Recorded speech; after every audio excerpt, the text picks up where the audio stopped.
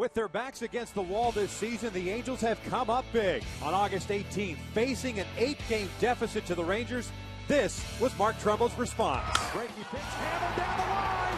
This one's got a chance. Good! Welcome, big fly by Mark Trumbo. And on Wednesday night, down late with a chance to climb to within 2.5 games of the Rangers, Meister Assures had this to say against Charlie Furbush. Meister lines it toward the alley at left center field. That's going to go all the way to the wall. Ibar will come in to score. Jeremy Moore is going to come in to score. And the Angels are on top 2-1. Tonight, the Yankees provide the opposition, and they're fighting for a division crown of their own. But if the Angels have taught us one thing this season, it's don't count them out. Yankees and Angels is next.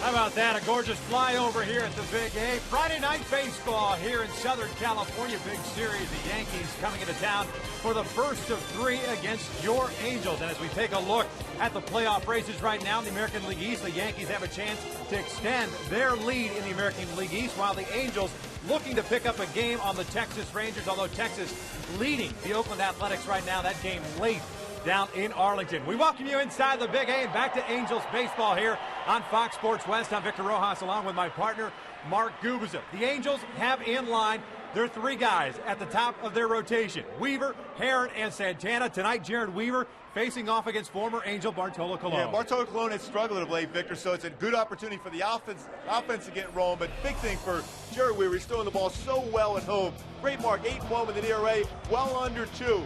16-game winner. For me, one of the best in baseball. Bartolo Colon, like I said, has been struggling late with commanding that fastball down in the strike zone. Has given up 19 home runs, so that's the big thing for him. Not getting the ball down, still working quickly, throwing a lot of strikes. But Bartolo Colon right now looks like he's a guy that can be hit around early in the ballgame and give Jared some opportunity to be able to get relaxed out there. We talked about his ERA, 1.87 at home. Last season, 1.86 at home. The best in the American League. So this guy's been very good at home, very good this entire season. Look for him to put up some zeros early in the game and have an opportunity to be able to hold on and win the ball game. We've tried to bounce back from 2 tough starts. We're just about ready for baseball here at the Big A, so sit back, relax. We've got lineups and first pitch when we return.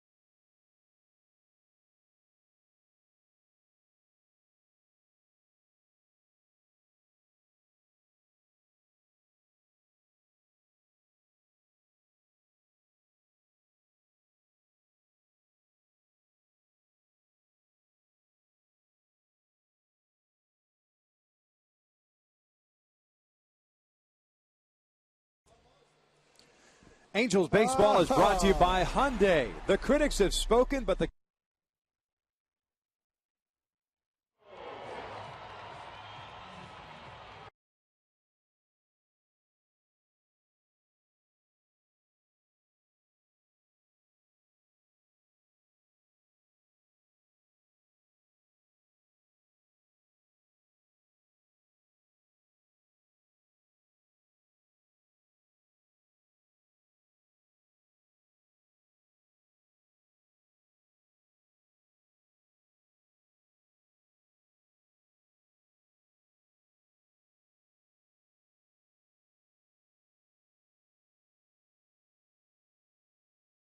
This is your Southern California Hyundai dealer at MySoCalHyundai.com today. By CarMax. Now more than ever, the smart choice is CarMax. And by Sit and Sleep. Save up to 50% on all the best brands during Sit and Sleep's Labor Day sale. A gorgeous shot from high above the blimp here at the Big A. First game of the three-game set between the Angels and the Yankees. The Pinstripers come into this one with an 87-55 record. This is the lineup that Joe Girardi is running out through this evening. There was a change in the lineup. We'll tell you about that as the game progresses. Derek Jeter leading things off at shortstop. Curtis Granderson at center. Mark Teixeira at first base. Alex Rodriguez, the cleanup hitter, at third. Robinson Cano's at second. Russell Martin was not in the lineup originally behind the plate. It was Francisco Cervelli, but Martin is in there, and he will bat sixth. Andrew Jones is in right field. No Nick Swishers. He's having some elbow problems and getting checked out by Angels orthopedist Louis Yoakum this weekend. Jesus Montero, the DH, and Brett Gardner is batting ninth and playing left field. Taking on Jared Weaver, looking for his 17th win of the season. Well, Jared, he's throwing the ball very well against the Yankees at home, 3-0 in his 3 career starts against the Yankees here. Beat him early in the season here in June, and when he went 7 quality innings, only 2 earned runs allowed. Good fastball, ability to throw the changeup, back-to-back changeups, which is a big pitch against the Yankees because they love to hit the fastball, and of course his curveball and slider. Weaver's first pitch tonight is a fastball lifted foul and out of play, and it's no balls and a strike. Jeter with a 7-game hitting streak, 297 on the year, 5 home runs, 56 runs batted in. Just been on a tear of late. Mentioned that 7-game hitting streak, a 398 average over the last 23 games. 0-1, bounced over to third. Callasco has it across the diamond. There's out number 1, and we'll take a look at the Angels defensively behind Jared Weaver. Vernon Wells is in left, Peter Borges in center, Torrey Hunter in right. In the infield, it's Alberto Callasco and Eric Ivar guarding the left side, Howie Kendrick and Mark Trumbo on the right, with Jeff Mathis behind the plate. And Vernon Wells is really starting to get adjusted to that left field position. Been very solid of late as far as fielding that, going to his left and his right. When he won in his last 71 games in left field, 4 outfield assists for Vernon Wells, a 3-time Gold Glover. At that point, playing center field. Curtis Granderson looks at a fastball for a strike. Granderson comes in hitting 270, 38 home runs, 109 runs batted in.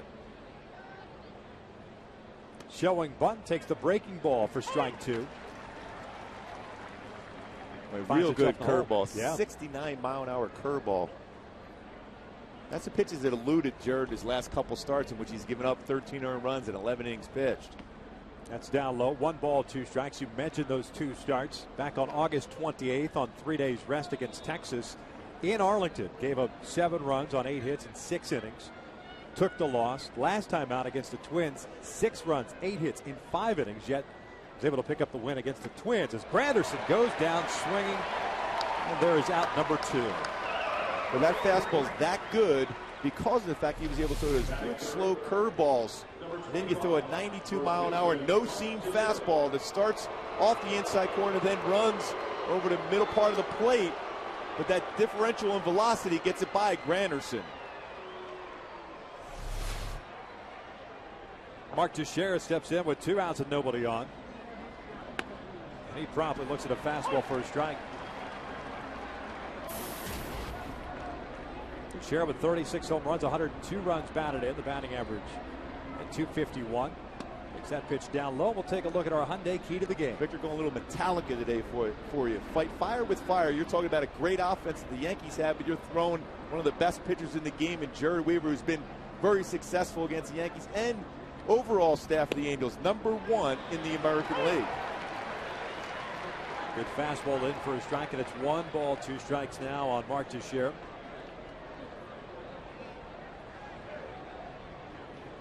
Halos over shift. 3 infielders on the right side as this one's bounced to the left side. Callaspo has to come charging in. That's a 5-3 put out from the shortstop position and a 1-2-3 inning for Jared Weaver. Ibar, Kendrick, and Abreu to face Bartolo Colon as we head to the bottom of the first with no score.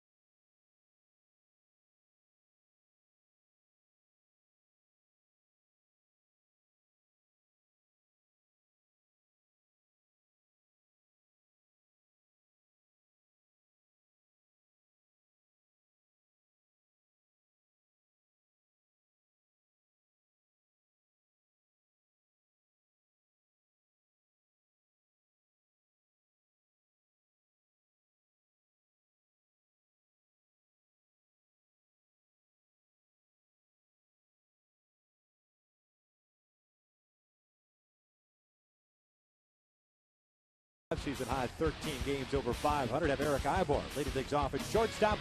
Howie Kendrick at second. Bobby Abreu back in the lineup at DH. Torrey Hunter, the cleanup hitter, at right. Mark Trumbo's at first. Alberto Callaspo at third. Vernon Wells in left. Peter Borges will bat eighth and play center field. Jeff Mathis rounding out that starting 9. He will be behind the plate, taking on the 38-year-old Dominican native by the name of Bartolo Colon. Bartolo Colon won the Cy Young for the Angels back in 05. Fastball around 88 to 92, but it has been thrown early in the season around 93, 94 with the fastball, slider, changeup, but a lot of fastballs from Bartolo Colon. Eric Ibar showing bunt, bunts it foul on the third base side, and it's no balls and a strike. Eric had a 2-for-9 series against the Seattle Mariners. One of those hits, a big one, an infield base hit that started the rally for the Halos on Wednesday in the bottom of the 8th inning. He and Jeremy Moore, the pinch runner, scoring on the Asturis double that ended up giving the Angels the win. Takes outside. It's 1 ball, 1 strike. 267 average, 7 home runs, 53 runs batted in. Still plenty of folks coming into the ballpark. Perfect night for baseball. Really mild temperatures after the quick heat wave we got earlier this week. This little bouncer back to Bartolo. And Ibar is thrown out to start the bottom of the first. Defensively for the Yankees, Gardner left, Granderson at center, Jones in right. In the infield, it's Rodriguez, Jeter, Cano, and Teixeira from third to first with Mark behind the plate. And now it's Rodriguez getting that start back at third base. He's committed 5 errors so far this year, fielding percentage of .975. I fully expect the Angels to put some pressure on him at third base and dealing with some injuries. Just got back from the DL recently, so put the pressure, force him to come in on bunts. Howie Kendrick looks at a fastball on the outside corner for a strike. Howie's been scuffling of late, 0 for 16. Seen his batting average dip down to .290. Great career numbers against the Yankees. That pitch is down low. 1 ball, 1 strike. Howie with a career high 15 home runs. Driven home 51. 28 doubles and 4 triples on the year. And it's down and in. And it's 2 balls and 1 strike. The Angels have played very good baseball at home, especially in the second half, a 42-30 record overall. The Yankees, they've been good at home as well as out on the road. It's 3 balls and a strike. Yankees' 3rd best road record in Major League Baseball at 41-28 behind the Philadelphia Phillies and the Boston Red Sox. Red Sox dropping one of the Tampa Bay Rays tonight. It's bounced up the line. Alex Rodriguez has it to the back, and the throw to first is in time.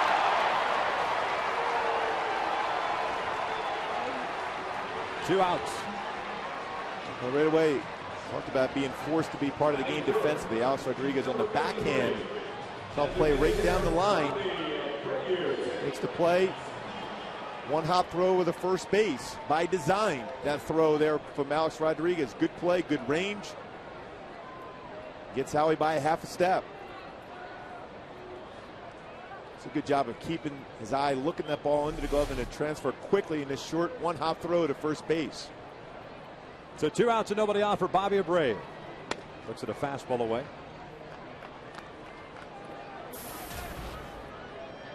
Bobby hitting .253 with 7 home runs at 53 runs batted in. 3 for 10 on his homestand. Halos winning 2 of 3 against the Twins, 2 of 3 against the Mariners. It's 2 balls and no strikes. Dan Bellino calling the balls and strikes tonight. Tony Randazzo's over at first base. Larry Van over at second, and the crew chief is Brian Gorman over at third. 2-0. Bobby grounds it toward the line. Alex is not going to get that one. That's a base hit. Question is Abreu going to try to go to second? He is. Gardner has no play. And it's a 2-out double for Bobby Abreu, his 28th of the season. It's not going to look like a rocket here on TV, but in the box score tomorrow, look like a solid double once again for Bobby.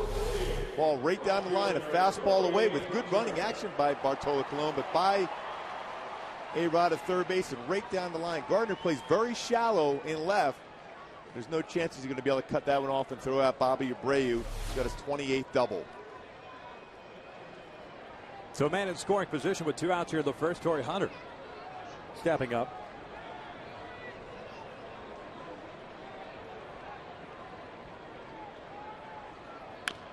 Swinging first pitch, bounces it foul.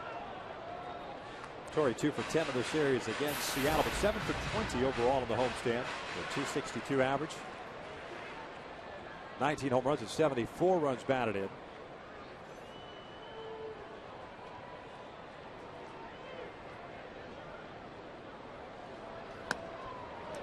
A strike, and it's 0-2. Torrey backing out of the plate, thinking that pitch was a little bit high, but Dan Bellino rings him up. No balls, 2 strikes. Fastball running action top of that strike zone. Again, Bartolo Colon shows in with the fastball, but tries to get you away with the fastball down. Torrey bounces it foul. Priceless reaction from Hunter.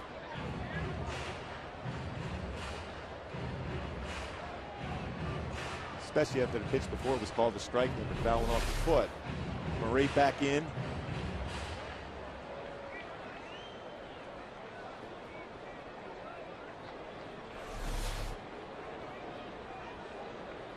Check him out.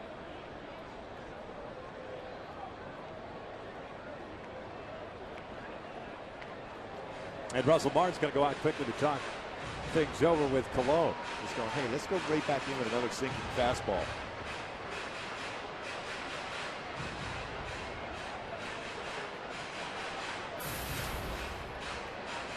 Bobby and Robertson making dinner plans for the weekend. I think Bobby was saying, hey, this next pitch I'm going to be scoring the first run of the ball game. I'm sure that's exactly what he's saying right now. No balls, 2 strikes on Torrey with 2 outs here in the first. Breaking ball, got him looking on the outside corner. Hunter can't believe it. First strikeout for Colon. It's the 3rd out. 1 complete here at the Big A, and we have no score.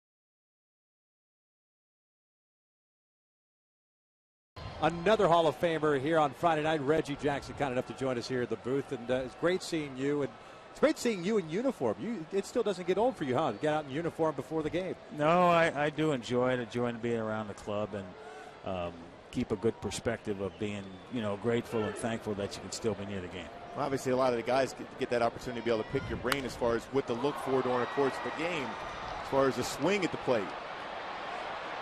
Torrey calls this one, makes the catch for the first down. You kind of work your way into really being part of the group. I'm really a staff member no matter what the title is, and you have to be part of the group and feel your way and don't get in someone's way.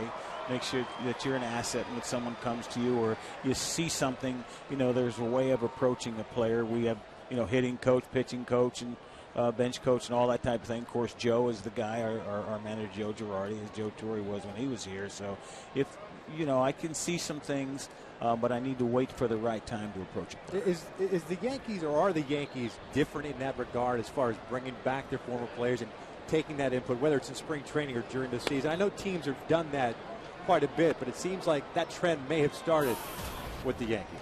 Well, Victor, I think it certainly started with the Yankees when, I played for other teams and played for the Angels, of course, played for Oakland. When you go to New York and they had their old-timers day, when you saw Yogi and Mickey and Joe D and those guys walk on the field, it was Whitey, it was always impressive. And it seemed to me as though that was the franchise that really, got involved and got engaged with their ex-players. I remember George Steinbrenner talking about, our television people and someone saying that Jimmy Palmer wanted a job with the Yankees. And George said, well, he should be with the Orioles. We have our Yankee guys here. And, that's the way he thought. That's the way people thought before him. And that tradition continues. And I now see the other teams in baseball bringing their players back. And I think it's great. Now, Reggie, when you look at anybody's swing on this club, what swing impresses you most? Because Robinson Cano is a guy that put up some great numbers. Who would you say is one of those swings where you just stop and say, I want to look at this guy swing the bat? Well, we've got a few. We really do have a few. And I think probably one of the best hitters in baseball right now is the player at home plate right now. It's perfect timing. Robbie's smooth. Everything he does seems to be easy. He squares the baseball as well as anybody does in the American League. He gets some breaks. He can hit 340. He should hit higher, even though he is hitting 300 with 20-some homers and 105 RBIs. With the swing that he has, as I said, he does make contact all the time. A lot of times he will swing at pitches out of the strike zone, and he unfortunately puts those balls in play. So this is the swing that you really want to model yourself after. Just needs a little bit more patience. He's perfect mechanically. Alex Rodriguez is perfect mechanically at home plate. His bat never leaves the plane.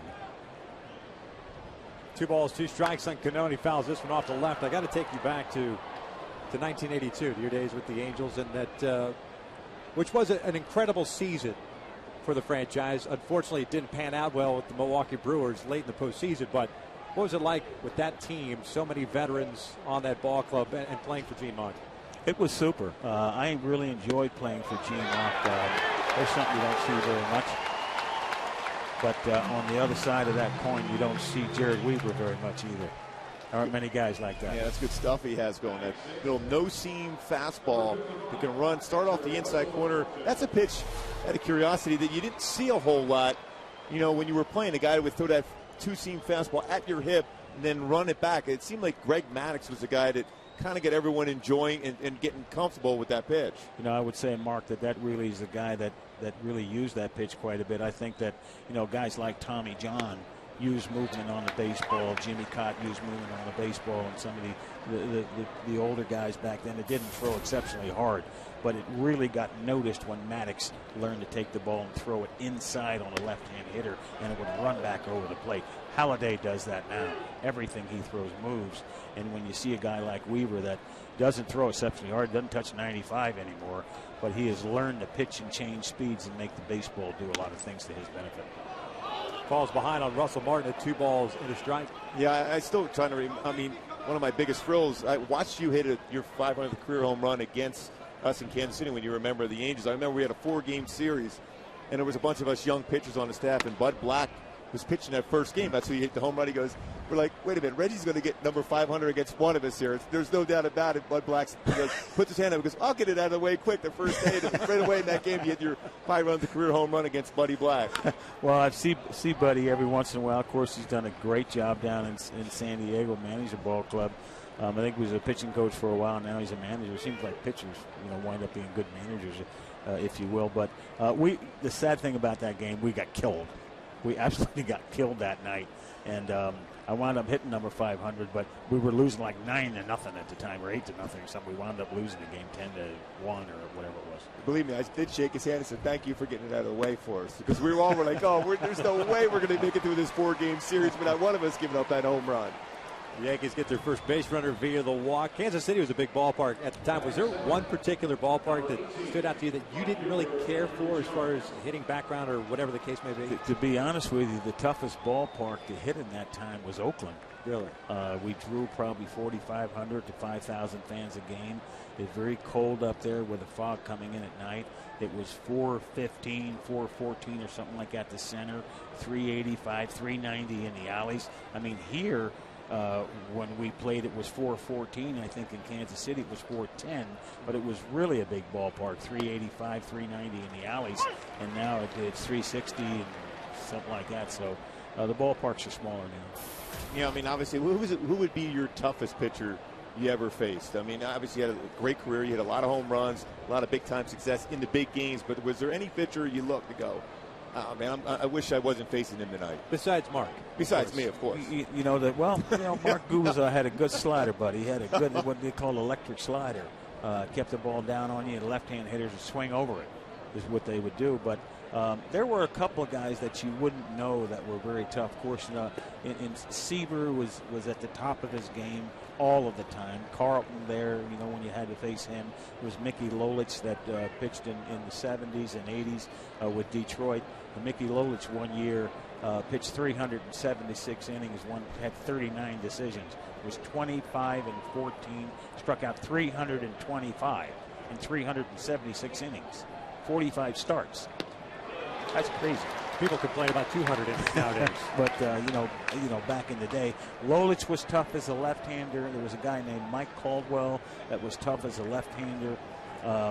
Like I said, Seaver, Carlton, Gibson in the All-Star game was even tough because he hated to pitch in the All-Star game, so he was a little bit meaner, if you will. Hey, did that ball ever come back from that home run you hit in Detroit in the All-Star game? I don't think it's landed yet. Still going. Yeah. But there was a right-hander that you pitched with. Did you pitch with Steve Busby? No, he was before my time, but he was a guy. He had a couple no-hitters before he hurt his shoulder. He had good stuff. Busby was a right-hander, and Mark had a little bit of a slider like yours that for a left-hand hitter. It just crawled right up the label. You couldn't get it off yet. We don't talk about Busby too much because he was that big guy with that third to first move. It slows down the game so much. We try not to reference him too much. Game slowed down, I'll tell you that. I got to ask you about you mentioned you reel off numbers as if it was yesterday that these things occurred. When you guys were up at Cooperstown and going through the Hall of Fame stuff, is there any trash talking between you guys? There's a little trash talking once in a while for sure. And at the Hall of Fame, there's a couple of levels. There's guys that come in the room like Yogi and Whitey and Gibson, and you see guys like Mays and Aaron. That's a little different. Yeah, a little different. Reggie, a pleasure. Thank you so much for joining us. Thanks, guys. Thanks Reggie for not Jackson, kind enough to join us. Jared Weaver picks up his third strikeout. We're scoreless as we head to the bottom of the second.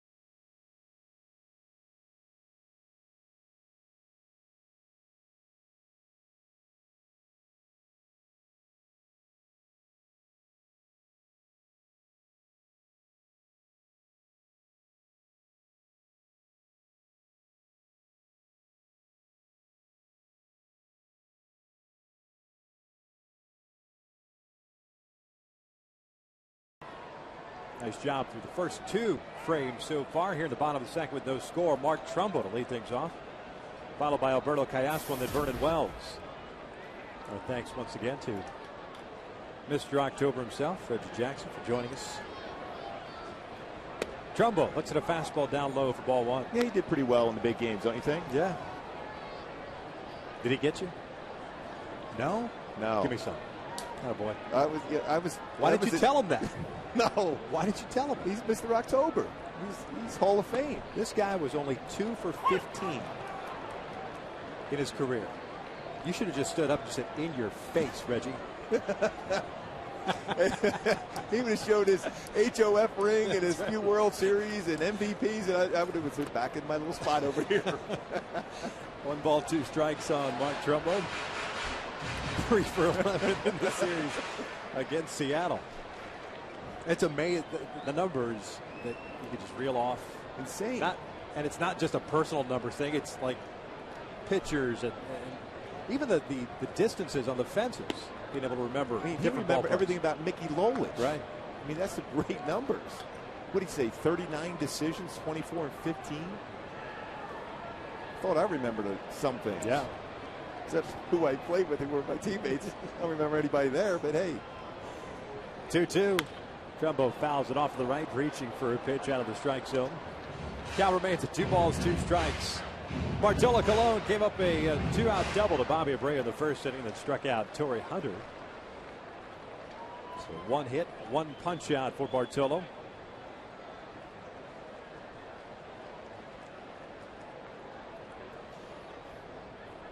Two outside a full count. Alberto Callaspo on deck.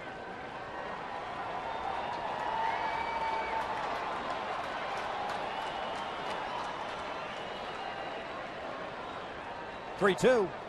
This one hit toward left field. Gardner back a couple of steps. Will make the catch for the first out. Hey, it's great to have the folks from Goodyear providing aerial coverage for us tonight. And remember, everything Goodyear has learned making tires that go the distance inspires what they roll into yours. They had a great shot before the game with the flag still out on the field and then the flyover. I mean, that was perfect. A great view. How good was that? The flyover with the planes, and you see the flag there. It's perfect. Heck of a job by Kristen Davis, the pilot up there, taking care of business. Callaspo takes fastball up and away. You think he'll let us do an opening one time from up there? Yeah. You'd go up there. No, I'll sit wave. here. Yeah, I'll wave.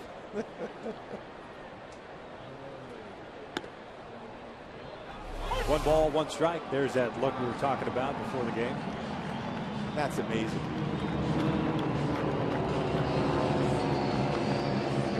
You wouldn't lather up too much being up in the blip and then seeing those planes No, just below you. Not at all. I'd be as relaxed as can be. Callaspo 279 average, 5 home runs at 43 runs batted in.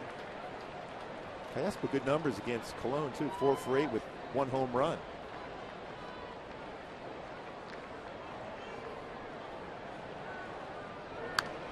This one fouled off the left. Count remains at 1 ball, 2 strikes. It's the 3rd time that Bartolo's faced the Angels this year. The last time on the 11th of August. Got a no decision. Gave up 2 runs, 5 hits, and 6 innings of work. This one lined to center field. Granderson dead in his track. Now backs up a couple of steps, puts it away for out number 2. Fans, the 1970s uniforms worn by the Angels tonight are now up for auction online. Visit angels.com/auctions to bid on authentic hats, helmets, and uniforms. A portion, of the proceeds will benefit the Angels Foundation. A couple of fly ball outs for Cologne here in the 2nd inning. Here comes Vernon Wells.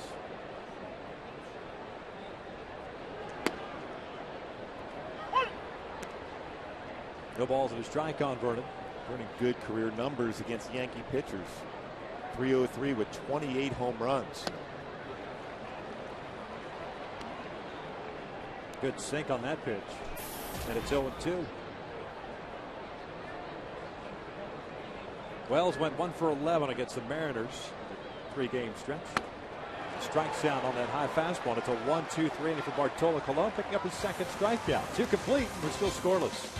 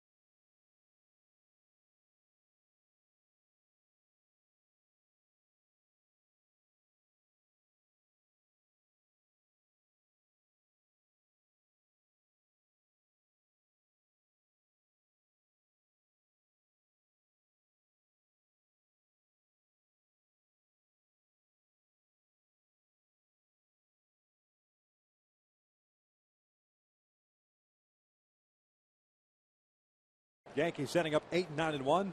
Montero, Gardner, and Jeter against Jared Weaver. 3 punch outs, 1 walk. Jesus Montero, Yankees' #1 prospect according to Baseball America coming into the season. Good power to right center field. Saw a number of those swings so far. Takes a pitch down low. It's 1 ball, no strikes. Montero is playing in his 6th game with the Yankees. His first career home run and multi-homer game in the same game. They were both the right center field on fastballs. One was down and in, the other down and away. Breaking pitch caught the top part of the strike zone, and Montero didn't like the call, so clearly Dan Bellino has established that pitch tonight. Like we've said a number of times, all you can ask for is consistency from an umpire behind the plate. There's the 1-2.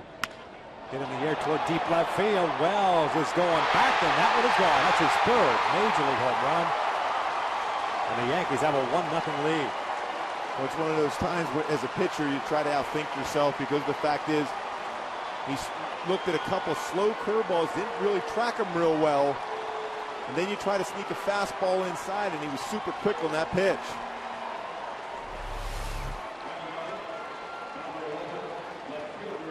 That pitch was executed exactly where Mathis had set up the glove, but he was hoping to get something on the inner half. Fastball once again after 2 really good curveballs against him. Leadoff home run puts the Yankees on the board. Here's Brett Gardner.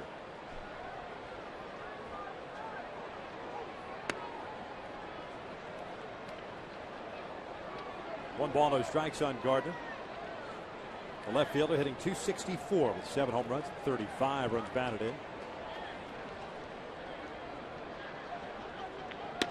Looks at a fastball for a strike. The home run given up by Weaver. 16th he's allowed this year. First hit of the game for New York.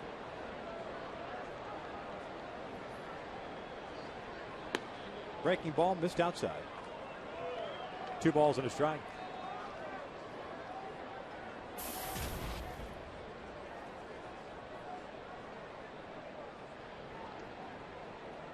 Castle playing in on the grass. Gardner with good speed.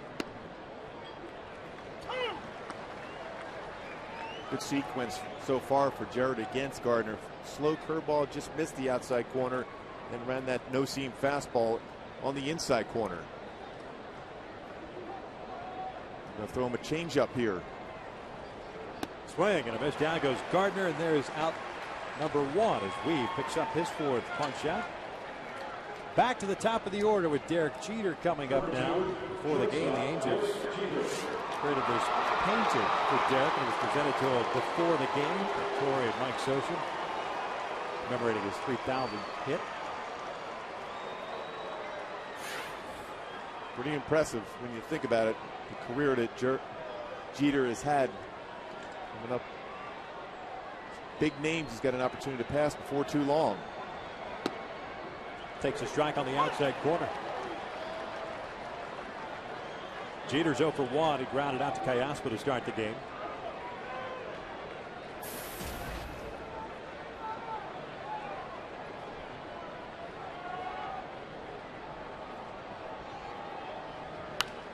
Foul off the right. So no ball, 2 strike count. Home run by Montero, the 201st hit by the Yankees this year.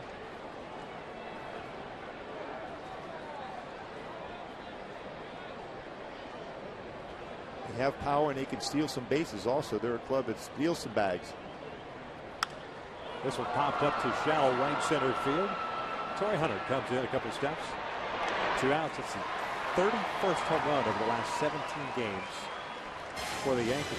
Hey, the NFL regular season begins Sunday with a Fox NFL doubleheader. First, Michael Vick and the Eagles take on Sam Bradford and the Rams.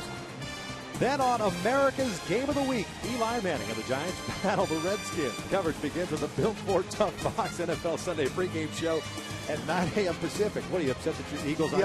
Yeah, I beg to differ. I think that first game is America's Game of the Week. At least it's mine. No, sorry, buddy. You just look like a droopy dog when I read that, man. Oh, that set me back a little bit. No balls and a strike on Granderson. The strikeout victim in the first. Pulls this one over to second base. Howie Kendrick has it. And that is the 3rd out of the inning, but Jesus Montero puts the Yankees on top. An early lead for the Pinstripers. It's 1-0 as we head to the bottom of the 3rd.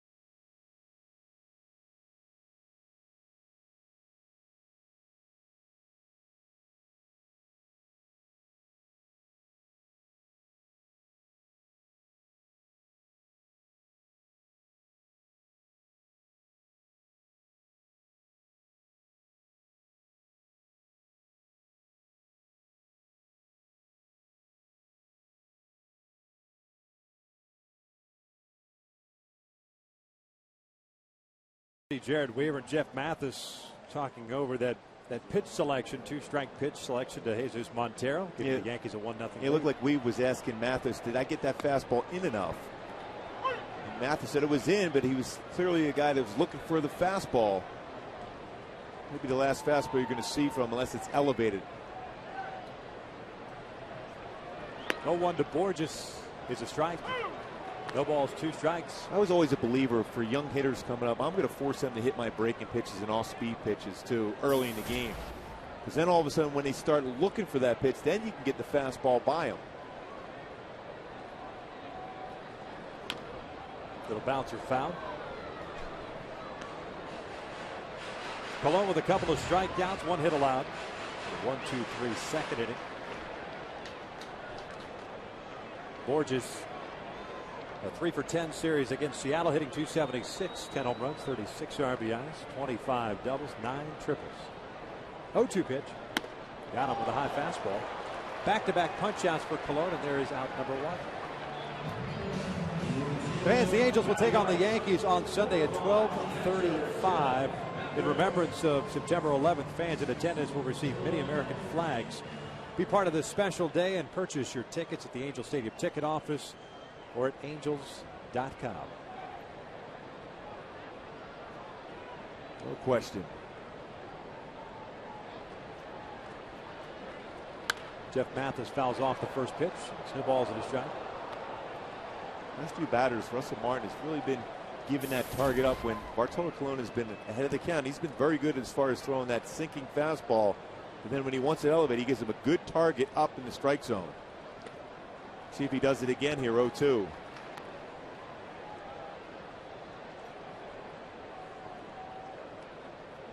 .36 pitches thrown by Colon. 26 have been strikes.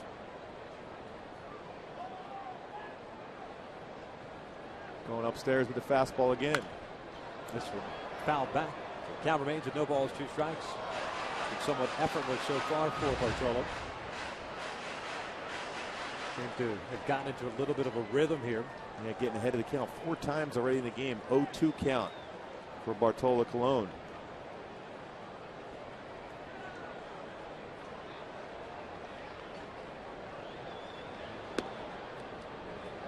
A 1 ball, 2 strike count. Down in Arlington, they're in the top of the 9th inning. Texas getting ready to close out the Oakland A's. The first of 3 there. 13-4 Rangers. Mathis pops this one up on the infield. Mark Teixeira comes in, calls everybody off. 2 outs. And that'll be the 9th straight win for the Rangers over the A's. I mentioned this before. The Rangers, Victor, that have been playing very well against the AL West. Now they've taken care of business within the division. There's no doubt about it. 29-14 with the victory tonight are the Rangers within the West.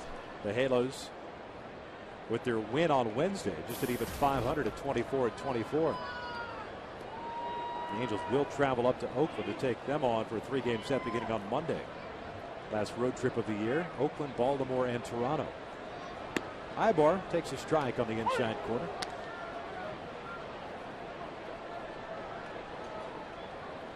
Eric, a little bouncer back to Colon at the bottom of the first inning. He's 0 for 1.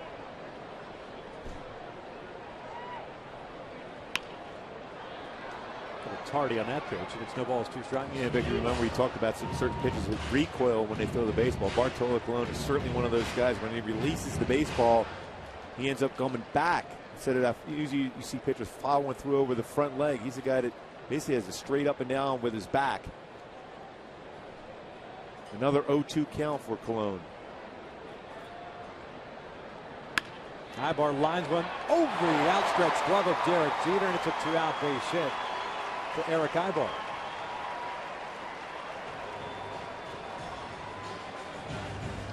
Second hit of the game for the Angels, both coming with 2 outs. Try to go upstairs again with the fastball elevated, but not quite high enough as Jeter's not able to go high enough himself. Be able to bring back that line drive by Ibar. And with 2 outs here, Ibar with 27 stolen bases. Bartolo Colon extremely fast to the plate as a slide step. He's about 117, 122, way above the average as far as times to the plate. You still got to challenge him.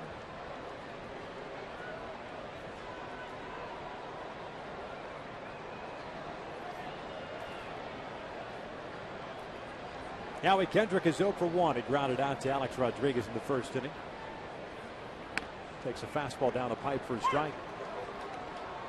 It wasn't just a routine ground out. Nice play by A-Rod going to the backhand.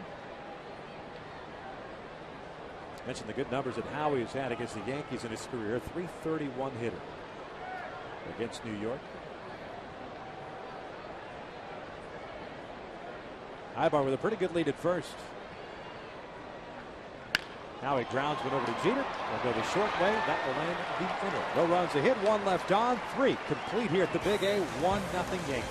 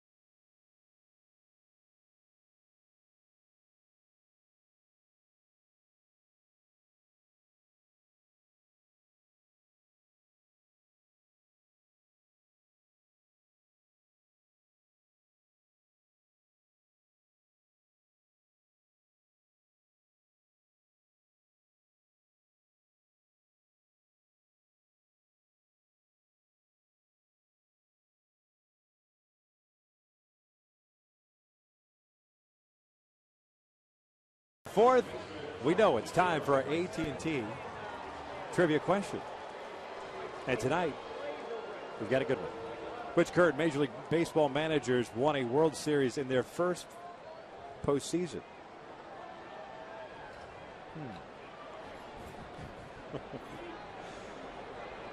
Mark Teixeira to lead things off here. He looks at a sinking fastball down and away. Teixeira's 0 for 1. He grounded out to Castro to end the first inning.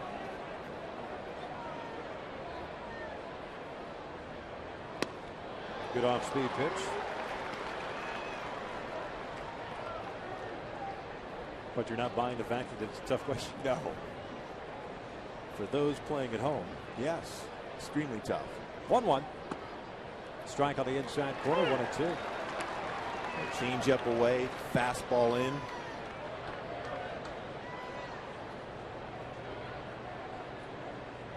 Back to another change-up away.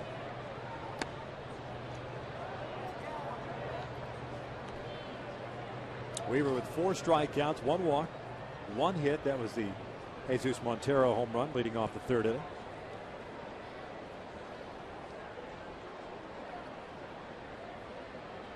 Curveball pulled down the right field line. It is hooking and it is foul.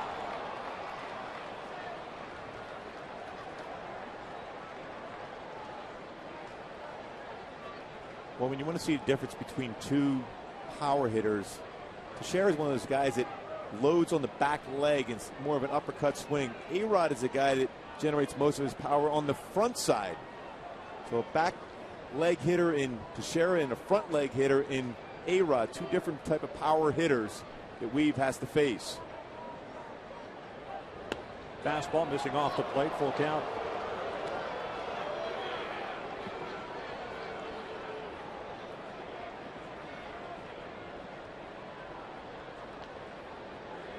Alex Rodriguez on deck. Robinson Cano to follow. 3-2. This one's popped up. Ibar calls off Castro. Makes the catch for the first down. Hey, be sure to catch the Ford CIF Southern Section Game of the Week tonight at 10:30 right here on Fox Sports West. This week, Crenshaw, which is Gooby's pick, takes on Norco. The action kicks off right after Angels Live tonight only on Fox Sports West. I'm sticking with it. I'm staying with him. All right. I'm not wavering. Not a fence sitter, are you? Nope.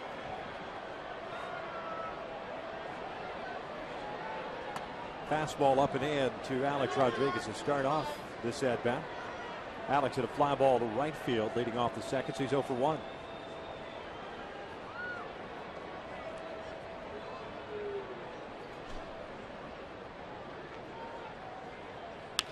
This one pulled down the line of foul just wide of the bag at third base. 1 ball, 1 strike.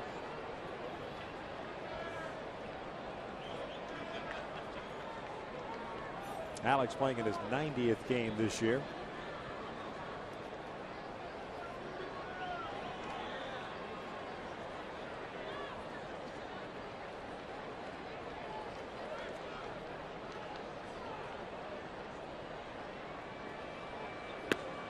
Good breaking pitch down and away. There's a lot of times when Jared will go inside on Alex Rodriguez with the fastball. A little different hitter this year, or as it bats. Going upstairs with the fastball. Missed some time earlier this year due to a meniscus tear in his knee. Had the surgery. Back at it. There's the 1-2. Foul back.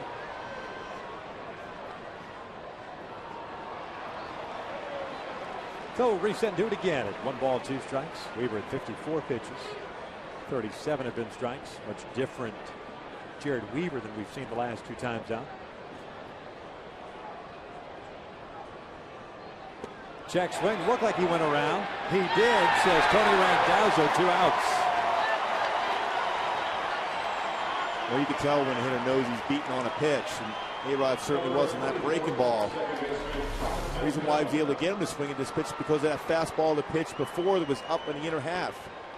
Was after that slider away, tried to sell it, tried to stay in the batter's box, but has clearly crossed the plate and committed his swing. To start manicuring the batter's box. Yeah, this is a case he forgot. Oh, that's right, I did swing.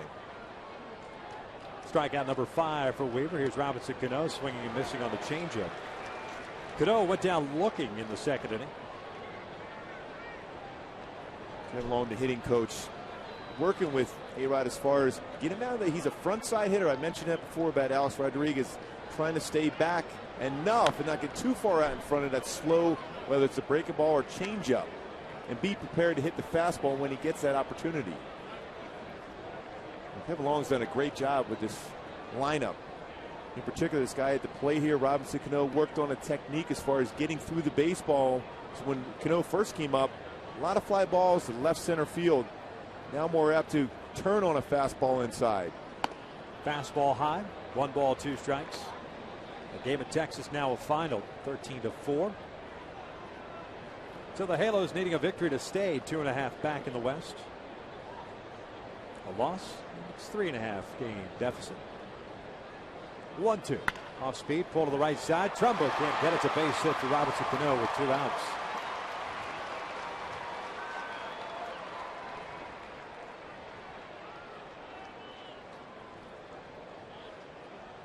Number 55, catcher Russell Martin. So to bring up Russell Martin, the catcher. He drew out a 2-out walk. His first plate appearance, an official at bat for him.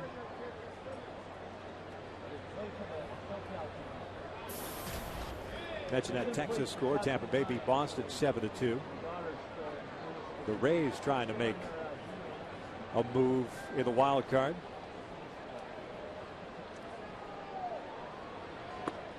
Keep getting the pitching they're getting. They're going to have an opportunity. They're now 5.5 back in the American League wild card. You play the Red Sox a number of games, 6 left with them, so you always have a chance.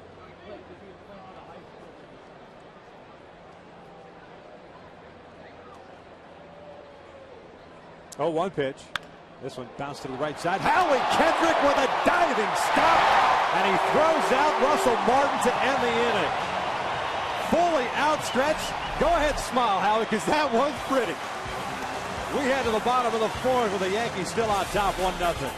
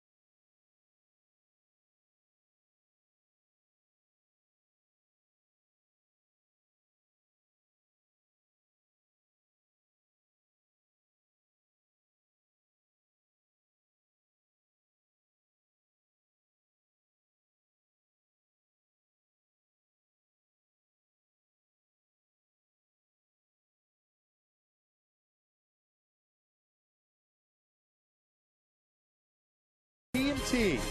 By your Southern California Ford dealers. Visit us today and trade up to Ford.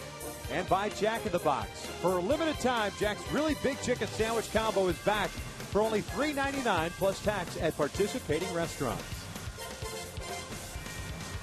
Yankees up by the score of 1-0, courtesy of a Montero home run leading off the third inning. Here at the bottom of the fourth, Abreu, Hunter, and Trumbo against Bartolo Colon. Delivers a strike to Bobby. Boy, what a play by Howie Kendrick to end the fourth inning, robbing Russell Martin of a base hit. Well, we said so many times this season how well Howie's played at second base. 1 ball, 1 strike on Abreu, who had a double in the first inning. Yeah, we've seen him play different positions, but he's a second baseman. Second. End of story. Outside, 2 balls and 1 strike. Well, sometimes a great defensive play, though, can spark on the offense. Hopefully that's the case here for the Angels against Bartolo Colon, who's been a strike thrower so far. 47 pitches, 34 in the strike zone. Missed off the plate, and it's 3 balls and 1 strike. That double that Bobby picked up in the first inning is 552nd of his career. 25th on Major League Baseball's all-time list. 3-1 is down low, and it's a leadoff walk. The Angels get a base runner. Speaking of a great play, now it's time for a Land Rover performance. Howie showing some tremendous range. He's playing up the middle, able to dive out. That strong play against Russell Martin looked like he was for sure going to get a base hit. Howie fully stretched out, makes the play, gets up and makes the throw. A tremendous job at second base. Of course, when Jared Weaver saw him make that play, he pumped his fist. They said those type of plays can spark the offense. Torrey takes a strike on the outside corner. Hunter went down looking in the first inning on what were, in his mind, questionable strikes. Especially the last one, a breaking ball that caught the strike zone.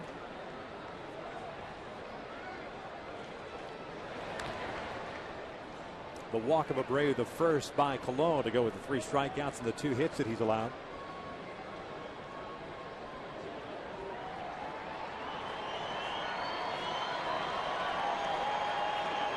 Yankees defensively pretty much straight around, especially out in the outfield against Torrey. Quick throw to first.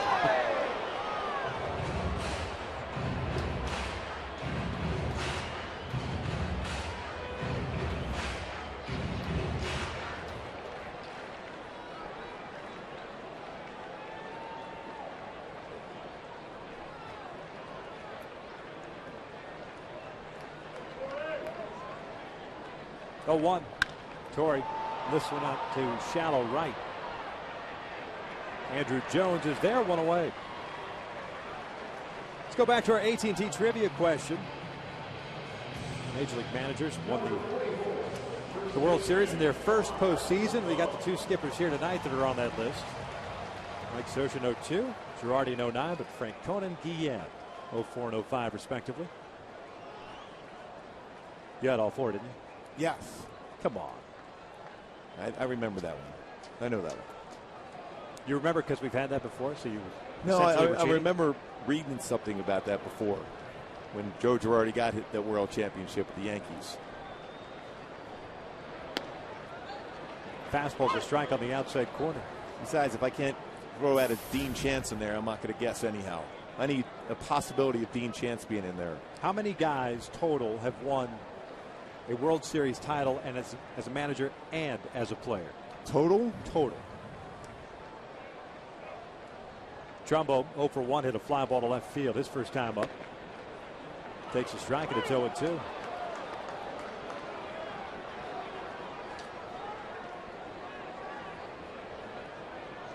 It's a tough one. 15? No, a little bit higher. 29.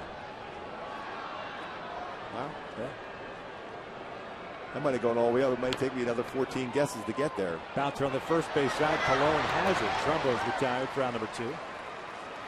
And Abreu advances into scoring position, but there are 2 outs now for Alberto Callaspo. And that's the one thing about Bartolo Colon. He does field his position pretty well. He gets off the mound, but if you force him, a lot of times he does have some leg issues. He's had hamstring problems before, quad issues. See Russell Martin going out there to talk to him there. He had to get off the mound quickly there to make that play, but he's the guy that will make a good throw to first base. Now Bobby trying to talk Derek Jeter into some dinner plans over the weekend since Cano blew him off. Second time Abreu has been in scoring position. Callaspo for 1, hit a fly ball to center field. By the way, there is a chance on that list of 29. It's not Dean, but Frank. Close enough then. I should have guessed. Alberto swinging first pitch, fouls one back. No balls in a strike. Callaspo hit a fly ball to center field in the second inning. 0 for 1. Both teams with 2 hits. Home run by Montero and a single by Cano for the Yankees. Abreu double. Ibar single for the Angels. Halos 0 for 2 with men in scoring position so far tonight. It's 1 ball, 1 strike. Callaspo, we mentioned earlier, he had good numbers against Cologne. Overall against Yankee pitching, 313 coming into the game here. Big opportunity for him, and Dino Ebel will challenge the outfield arms, although he told me before the game that Andrew Jones at right, strong arm, depends on if he has to come in on the baseball or stay back. That's when he'll challenge him. This one out toward the alley in left center field, tailing away from Granderson but towards Gardner, who will track it down and the inning. The Angels now 0 for 3 with men in scoring position. 4 complete. The Yankees still with a 1-0 lead.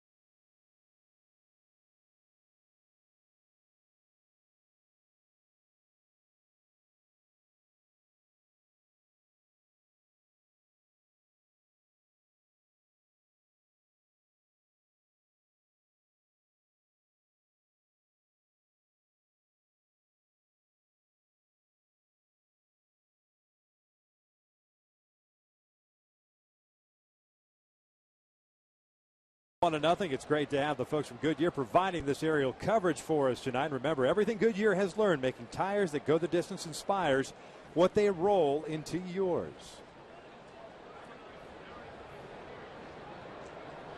Yankees here in the 5th set up the bottom third of their order. Jones, Montero, and Gardner. First pitch swinging is Andrew Jones. This one fouled off to the right. No balls in a strike.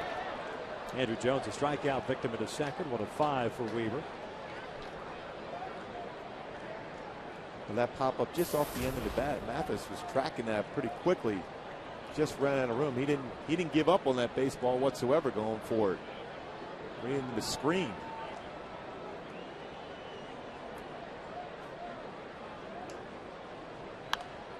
This one's fouled back. No balls, 2 strikes.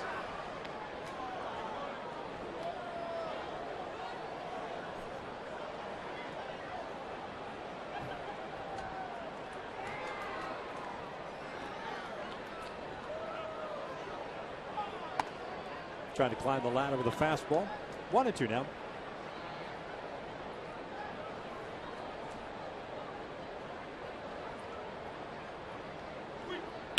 Breaking pitch pulled down the left field line, but foul. So still with a ball and 2 strikes. Jones getting to start out at right field for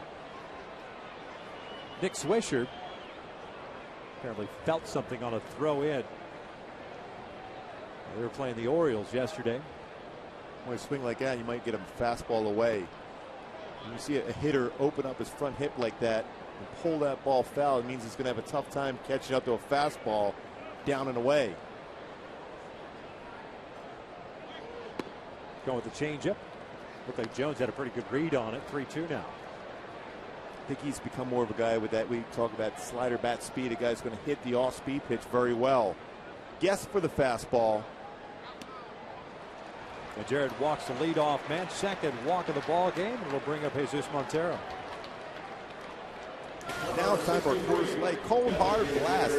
Montero, we talked about his 2 home runs for right center field in Yankee Stadium. This time turns on a fastball inside against Jared Weaver and hits it out for his 3rd career home run.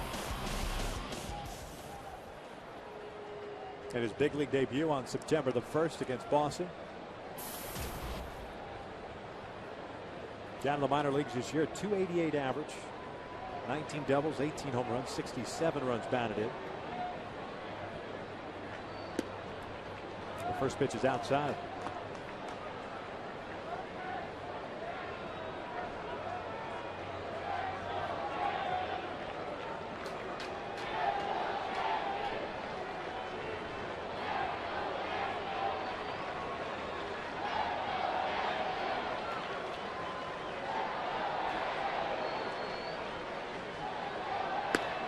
Strike on the outside corner, evens the count.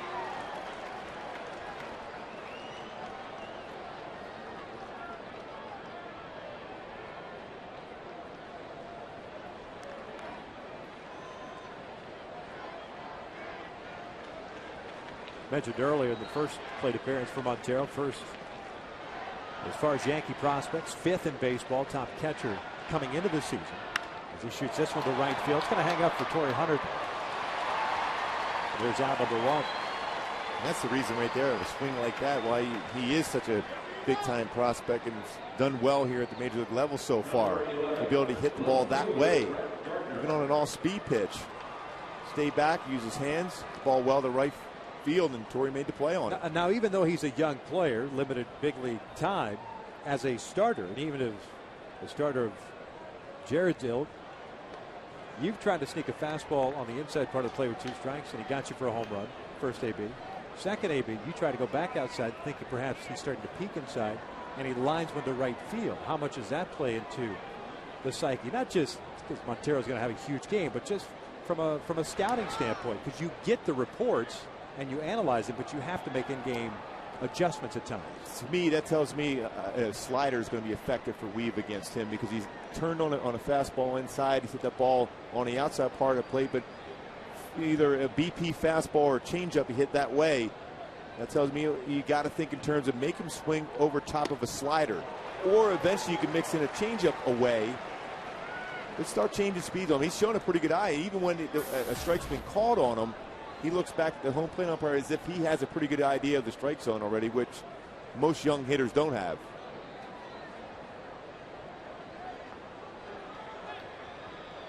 Brett Gardner struck out in the 3rd inning, so he's 0 for 1. Callas going on the grass. That pitch caught the top part of the strike zone. We're going to see Gardner's reaction, and we've seen that from both sides tonight. Players from both the Yankees and Angels have backed out for a second, frozen in their thought, thinking perhaps that they had a ball, but Gambolino calling it a strike. He's definitely established the high strike. There's no question. Almost like it's old school American League umpiring. Swing and a miss on the off-speed pitch. Down goes Gardner, 2 outs. Remember back in the day when you had American League umpires and you had National League umpires, they were separate. National League umpires called more low pitches. American League umpires called more of the high pitch. Here's a perfect circle changeup.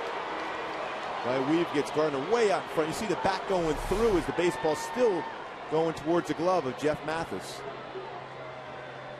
You know how that evolved, right? Why the American League ended up having the bigger strike zone? Was that The chest protector. Yes. Naturally, guys had the chest protector underneath the shirt. That allowed them to get lower in the strike zone. It worked well for me because I was a low ball pitcher, pitching in the American League. It worked well. It's a good thing you're not bitter or hanging on to it. Never. Derek Jeter at the plate. He's 0 for 2 with a ground ball to third and a fly ball to right. Let it go, man. Yeah, it's okay. Yeah. Andrew Jones with a leadoff walk stands at first base. 1 ball, no strikes. Derek.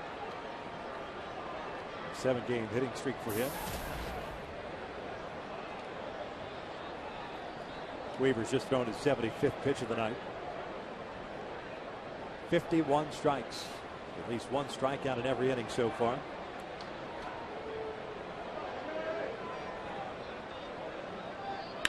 Ground ball right down to Jerry. That will end the inning. No runs, no hits, and a man left at first. We hit to the bottom of the 5th. The Angels down 1-0.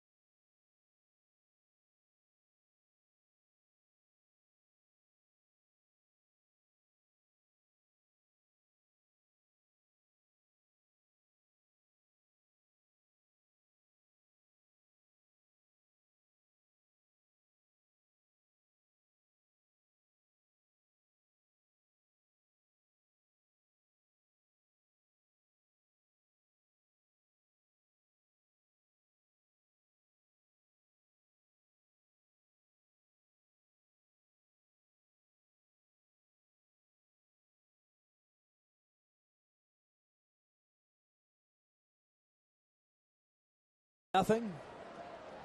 It's the happiest place on earth. That's what they say.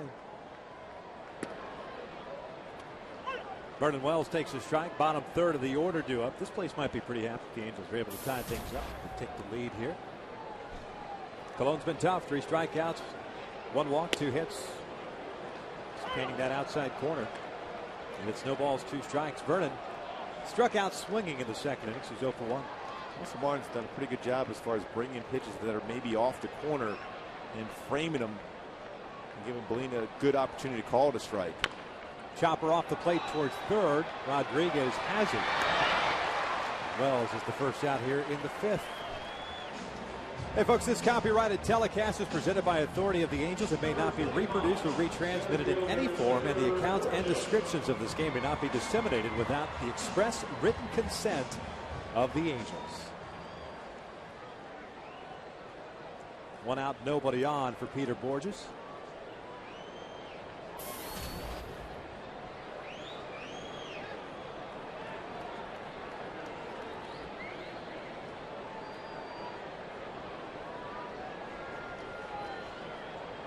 Borges trying to bunt his way on. That's a beautiful bunt.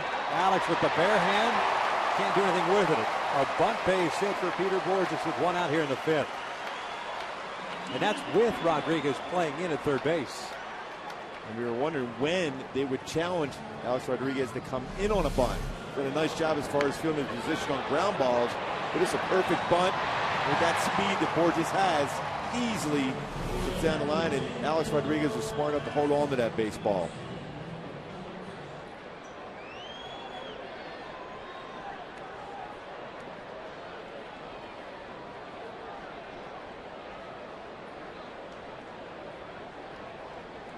15th bunt hit for Peter Borges.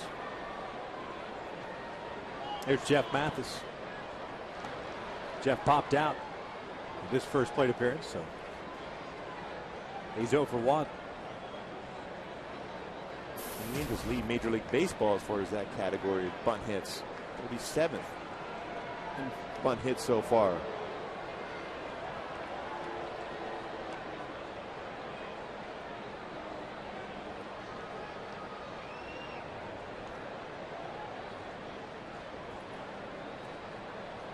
Colon paying close attention to Borges.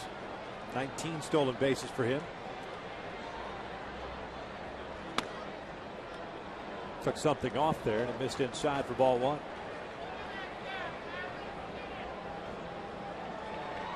Really the only pitch semi-off speed really you've seen out of Bartolo Colon. A lot of good fastballs. Why not stay with it?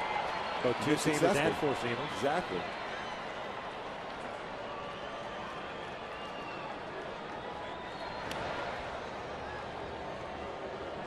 Said Bartolo Colon extremely fast to the plate. Socha may end up putting a hit and run on and trust that Mathis can hit the ball on the ground.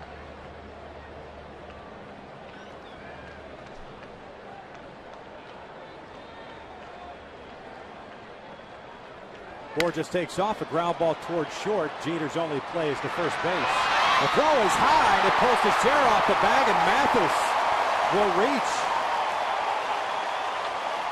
I saw Jeter kind of throw that off balance, and I'm thinking to myself, in my mind, he has plenty of time to kind of gather himself and throw Mathis out at first. That ball got to him in a hurry, but the minute he threw off balance, it pulled Teixeira off. It almost seemed like he was trying to be quick to first to prevent Borges from going to third base. He gave a quick little look as he was able to try to throw that baseball towards first base. But Mathis head first slide gets into the base. Maybe that's the break the Angels need. Yeah, an error all the way on Jeter, his 10th of the year.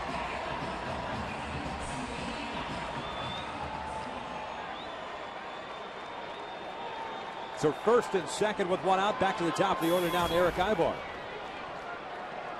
Eric had a base hit in the third inning, a 1-for-2 night so far. Rodriguez playing in on the grass right now at third. Jeter trying to keep Borges close to the bag at second. Pulled to first base. Teixeira has it, feeds Jeter for one. No relay back. So Ibar swinging first pitch. Rolls into a fielder's choice, 2 outs. And that's the one thing Eric Ibar does quite often in those spots. A little bit too aggressive at times. You have a pitcher that's dealing with the fact that there's an error made behind him. Let him think about it a little bit. He went right after the first pitch and hits a ground ball to Teixeira, who's one of the best in the game as far as fielding his position.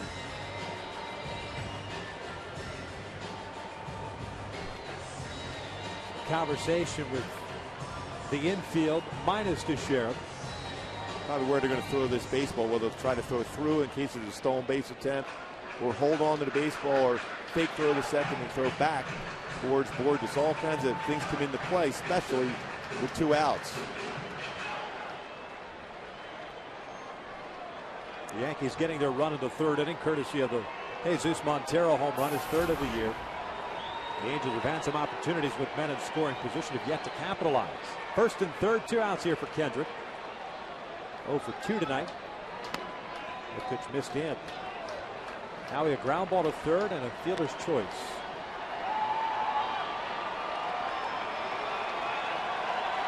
Gardner is always shallow and left. Granderson shallow and center, playing Howie the opposite way toward the alley at right center. Jones shallow and right.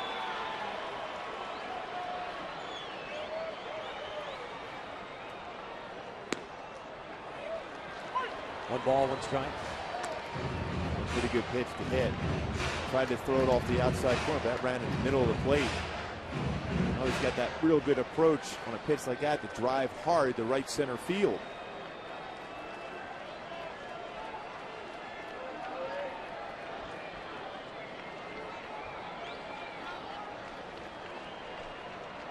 One pitch. Howie shoots one foul down the right field line and out of play. So ball and 2 strikes now. And you wonder now with 2 strikes on, will Mike Socha put Ibar in motion here. See if he can steal a run.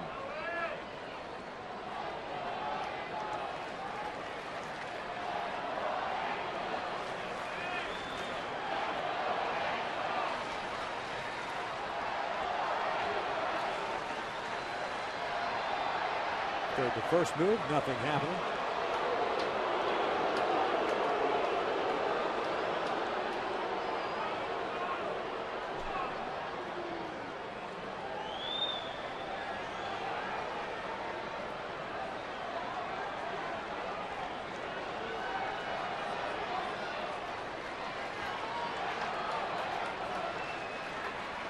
One, two. Outside, 2 balls, 2 strikes.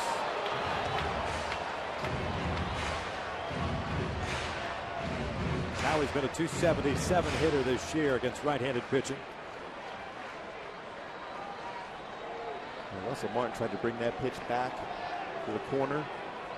Didn't get the call on that one.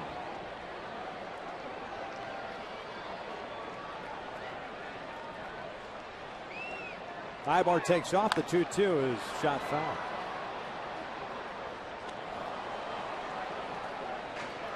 Merrick will head back to first base. And we'll do it again at 2 balls and 2 strikes. Now in an 0 for 18 stretch.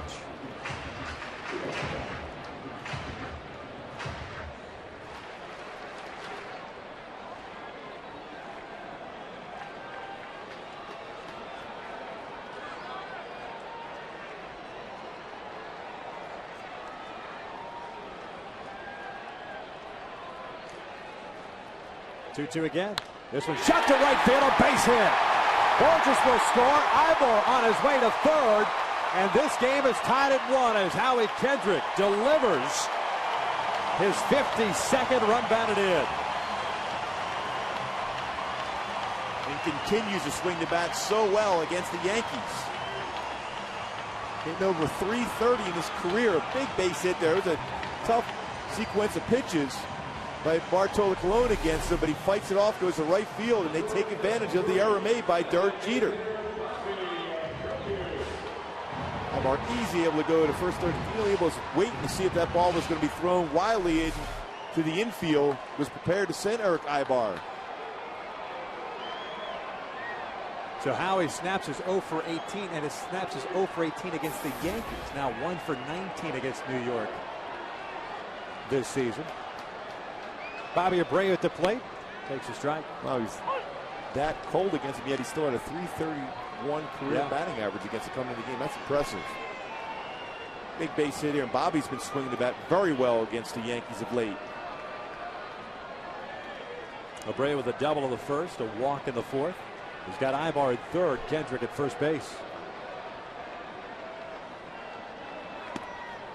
Thought about pulling the trigger, went around, says Brian Gorman. No balls, 2 strikes.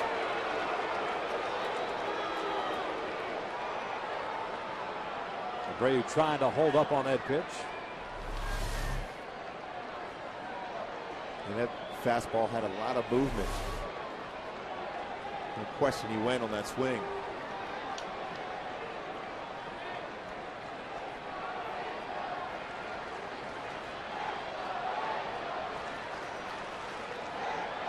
Oh-2. Off the plate, 1 ball, 2 strikes. It was similar to the pitch in which Abreu picked up that double in the first inning.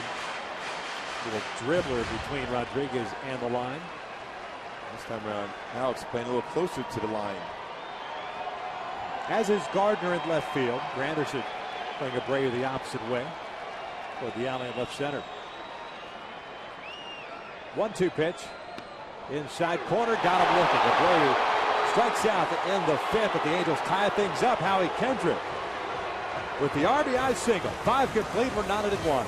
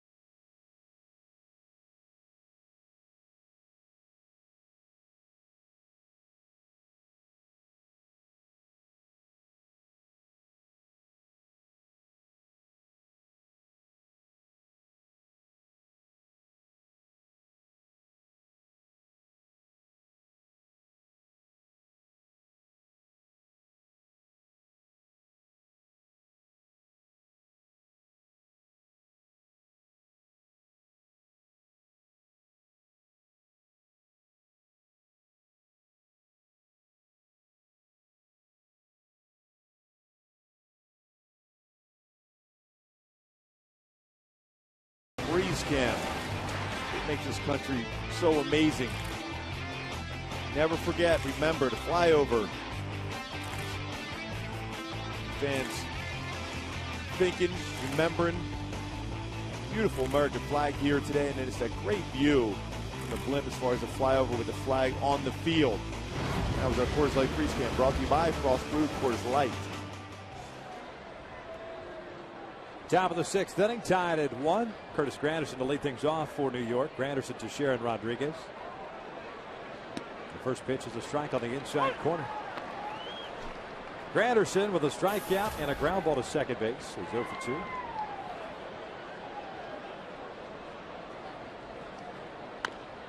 Swings over the top of the breaking pitch, and it's no balls, 2 strikes. Curtis certainly has put himself in the smack of the MVP talk. Adrian Gonzalez of the Red Sox really will get a lot of consideration. I know some folks are lobbying for Jacoby Ellsbury a little bit. Justin Verlander, another guy. It's 1-2 now. When you look at Granderson's number, 38 home runs, 22 doubles, 10 triples, 24 stolen bases. You have to be mentioned in an MVP talk. Got him swinging on a fastball. And there is out number 1. Jarrett's did a great job on Granderson today. Made him aware of the changeup, made him aware of the slow curveball, then it's got him out with that no-seam fastball inside.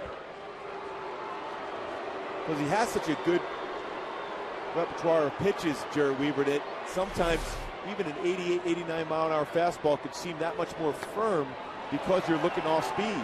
As that pitch right there, perfect changeup.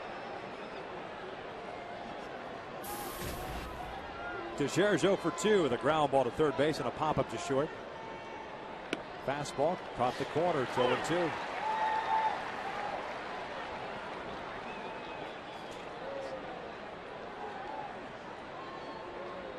Seven punch outs for Weaver, 2 walks.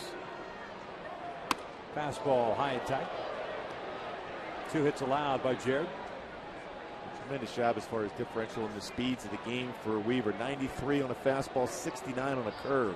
Fastball just missed off the plate. And to go back outside, 2 balls, 2 strikes. I wonder if he's going to go change up after that fastball away. It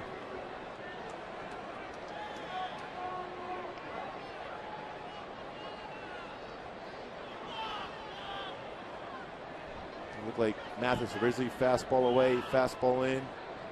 We want to go change up, exactly what we thought we might go with. Down low, full count.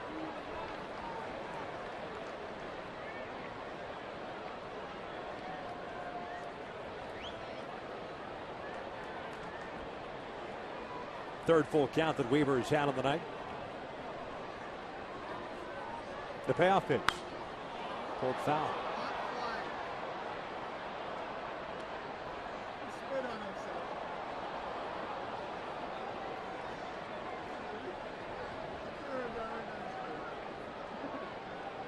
Yankees with a run in the 3rd. The Angels with a run in the 5th. That's where we stand right now. 1 out here in the 6th. 3-2 pitch. Breaking pitch. Got him swinging. Down goes to Sheriff. Back-to-back punch outs for Weaver. 2 outs. Boy, after a changeup, he pulled foul. Came with a slow curveball in the outer half. And that's a nasty pitch. Stays on top. Hitter recognizes the read of the baseball with the difference in the seams, but still unable to stay back to Sheriff was in that slow curveball.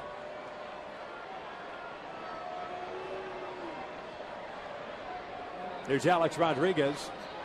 That's a fastball down and in. Alex, a fly ball to right, and a strikeout.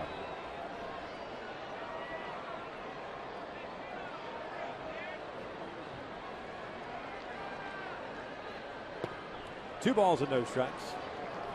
So far, fastball down and in. Next pitch, fastball away.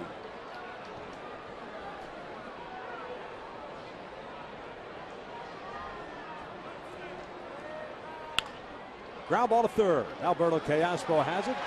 Weaver with a 1-2-3. Top of the 6th inning. Second time tonight he's retired the side in order. We head to the bottom of the 6th, still tied at 1.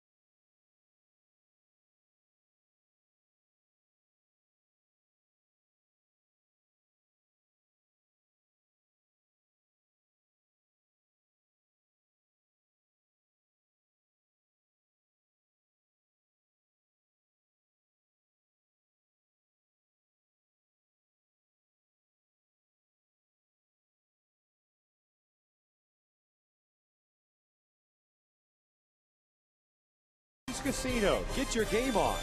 By El Pollo Loco. Now for only $5, get one of 5 tasty combos. They are the combos other combos wish they could be. Catch them before they are gone. And by Time Warner Cable.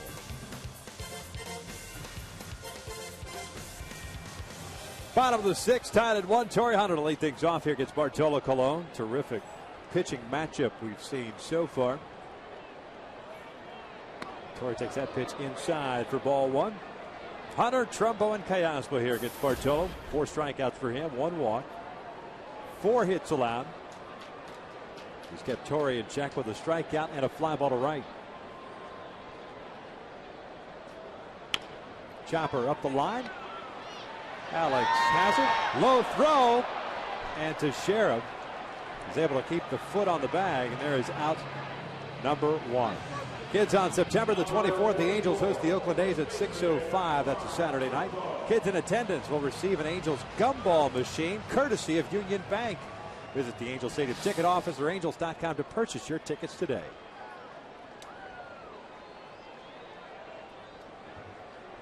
Didn't you buy out like 500 seats just so you can get 500 gumball machines for the Casa de Cuba? I cannot wait to get that one. Thanks for the gumball. The palatial estate needs a gumball machine. Every spot in the house, especially with the angel emblem on there, it'd be perfect. 0-1, that's pulled foul. It's no balls, 2 strikes on Trumbo. To the fly ball to left and the bouncer back to Colon.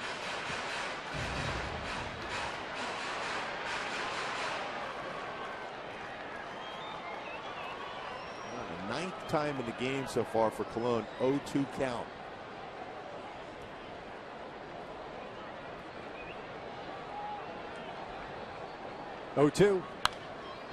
This one's Scott on the right side of the infield to Sheriff and Cano. It's Cano with the call on the catch. 2 outs.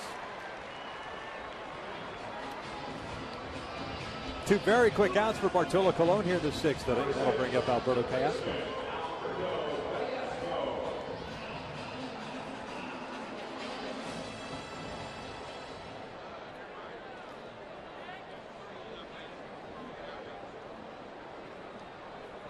Callaspo tonight, 2 fly ball outs, 1 to center, 1 to left.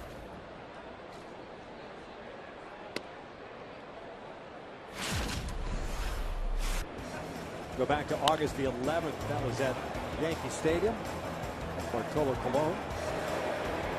That's that 2-seam fastball that got Abreu to end the 5th inning on the inside part of the plate that kind of caught too much of the plate. Alberto hooking it down the line. And he does make mistakes with that pitch often. 19 home runs allowed on that 2-seamer. When he tries to go inside, he has to really start that off the plate to be effective, because if he starts on the inside corner, it's going to run over the middle, and that's when the big fly happens against him.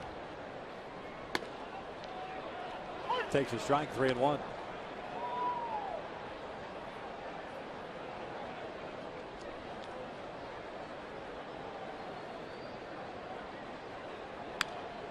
Full count now.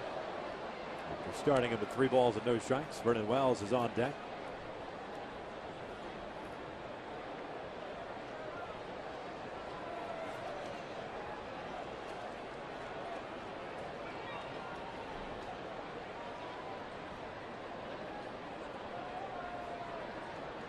Three-two. This one back up the middle, a base hit for Callaspo. 2-out knock.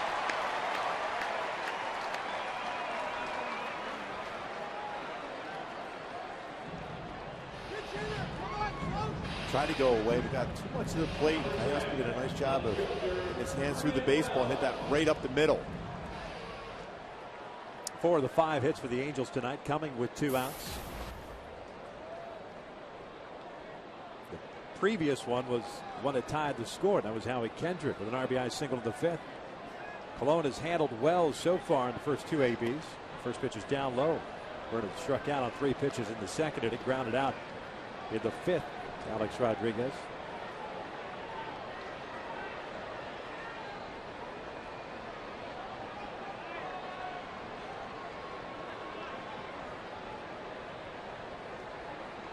This one chopped on the ground towards third. Alex has it. Deep throw for him. One hopper. And Vernon is thrown out, and he can't believe it. Tony Randazzo rings him up. That will end the inning. No runs, a hit, one left on, 6 complete, still tied at 1.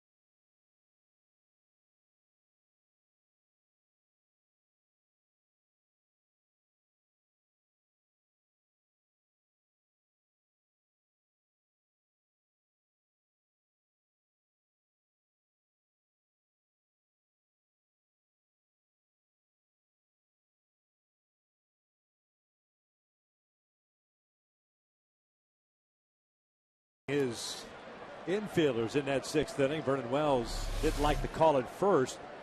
There's the catch and throw by Alex Rodriguez, but the call correct at first base. Again, by design, that one-hop throw over to first base. A long throw for Alex Rodriguez, but Scherer is there to make the play. Robinson Cano stepping in. First pitch is a strike on the inside corner. Cano, Martin, and Jones. 5, 6, and 7 for New York. 8 strikeouts for Weaver, 2 walks. Just threw his 91st pitch.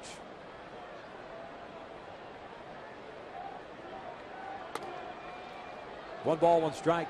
Robinson Cano, 1 for 2. The strikeout victim in the second went down looking. Got a base hit to right field in the 4th.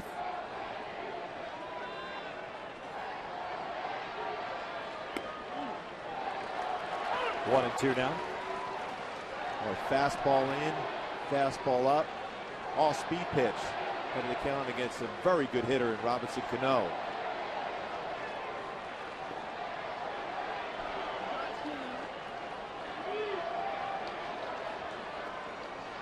Over to slider. Swing and a miss.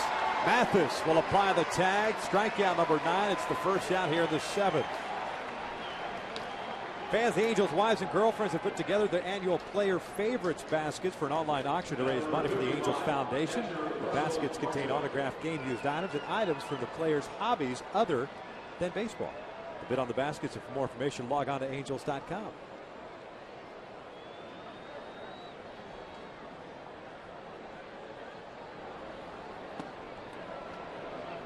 One ball, no strike on Russell Martin. As a hypothetical, if someone were putting together a basket for you online, there'd be a lot of gumball machines. Yes, no question. And an iPod with Prince's Purple Rain on it. Yeah. Little cue shot on the first base side. Weaver will flip it to first, 2 outs.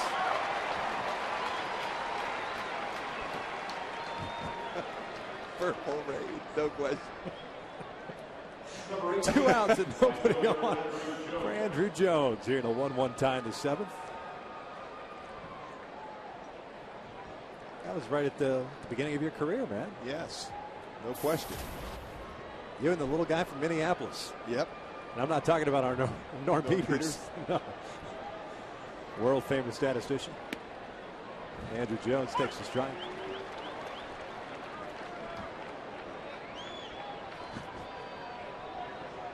Jones with a strikeout and a walk, so he's 0 for 1.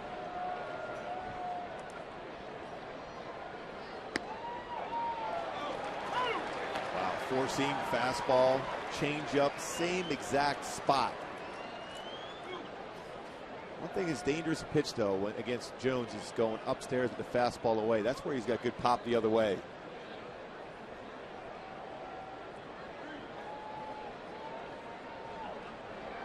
Oh, 2. He's got a piece of it off his body. No balls, 2 strikes.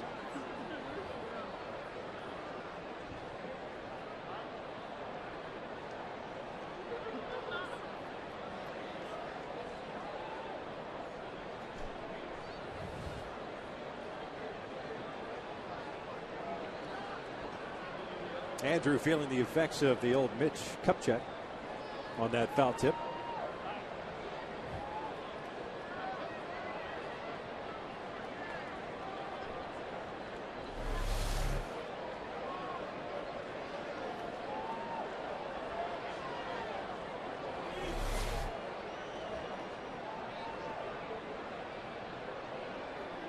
Oh, 2.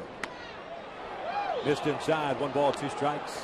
Took something off the fastball there. A great location, that pitch. Swing and a miss. Down goes Jones. 2 strikeouts in the inning for Jared Weaver. That's 9 consecutive retired. 7th inning stretch time here at the Big A. Still tied at 1.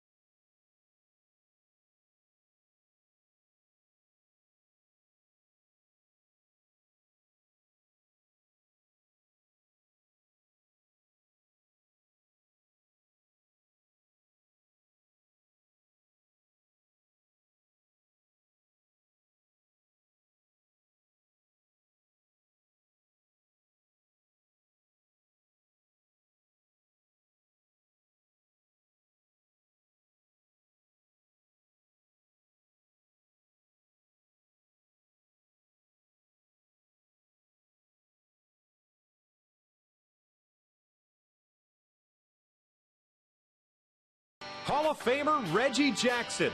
For 5 seasons, the self-proclaimed straw that stirs the drink brought his show to Anaheim. That press conference, it was kind of the renaissance of the Angels and put us on the map. Reggie didn't think that anybody could get him out. Every time he stepped up to home plate, he was going to show you how hard and how far you could hit the ball.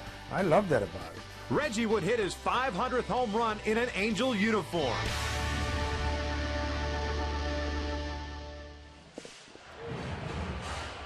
Tied at 1 here in the bottom of the 7th inning. Bartolo Colon to face 8, 9, and 1. Borges, Mathis, and Ibar. Plenty of those here tonight. This is an Angel fan. This one pulled down the line, foul. It's no balls and a strike on Borges. 1 for 2 tonight, a strikeout and a bunt base hit in the 5th inning. Around the score of the Angels' only run.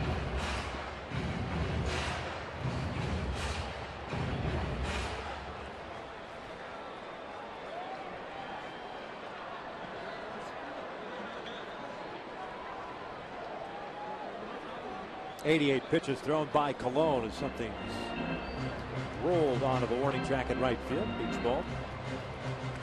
Colon with 4 strikeouts, 1 walk, 5 hits allowed.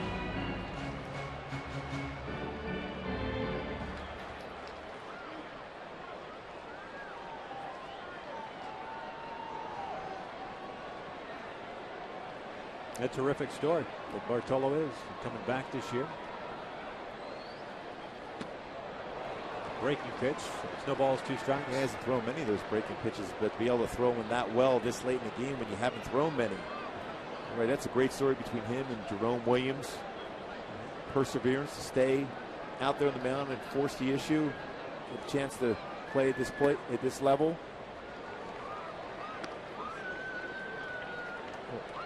Amazing thing about Bartolo, almost 10 years older than Jerome Williams. Pretty much down and out just a couple of years ago.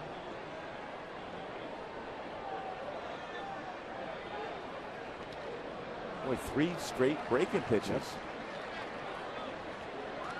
Again, coming off a start last time out for Bartolo Colon, 110 pitches thrown, which is most he's thrown in a game this season. Next pitch will be number 92 for him. That's one thing about Bartolo Colon. At this point, though, that's when you start making mistakes. You get tired, the legs give out on you, elevate the fastball. 2-2. Got him looking on the outside corner. 1 out.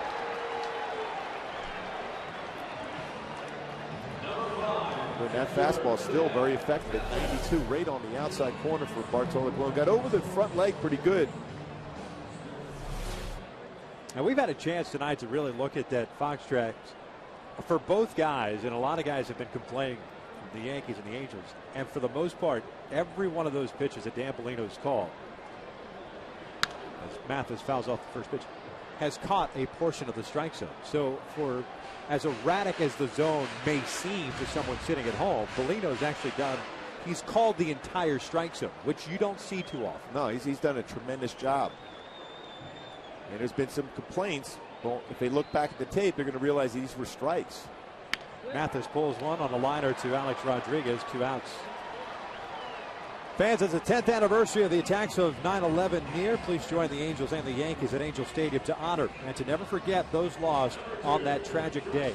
Game time is 12:35 p.m. Be sure to arrive early for the special tribute. You can purchase your tickets at the Angel Stadium ticket office or online at angels.com.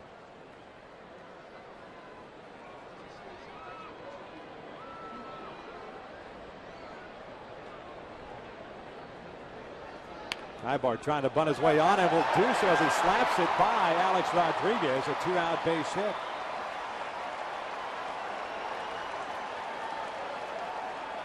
Second hit of the game for Ibar, so he is 2 for 4.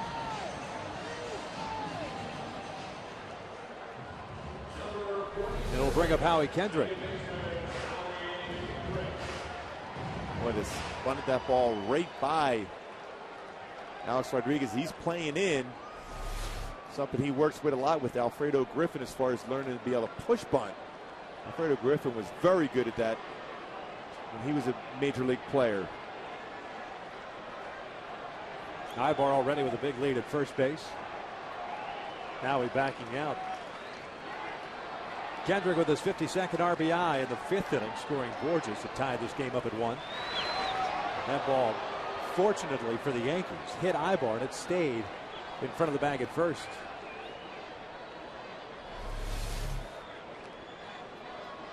Low throw hits the body of Ibar. That ball's going to get by him, go down the right field line, and Jones playing pretty far off the line. That would have been an interesting play. It's at least going to be at third base.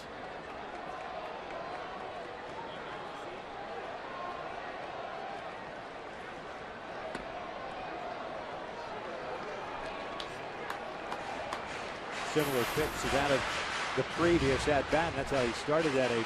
Took something off the fastball and missed inside. And that's a dangerous for Colon. It goes inside. There's a huge alley in left center field for Howie Kendrick. Ibar will be able to score if he can square up the baseball and a fastball inside. Takes a strike, 1-1. You see the distance here between the two. Great opportunity. If he hits that alley, he's got a great chance to be able to score Ibar all the way from first base.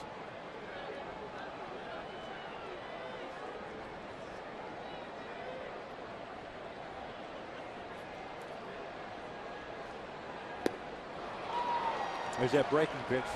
The slider threw 3 of them to Borges. And Howie the hole here at 1 ball, 2 strikes.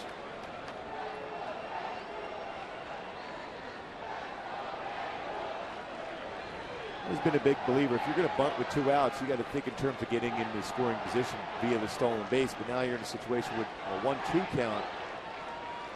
It's more of a spot where you go first to third.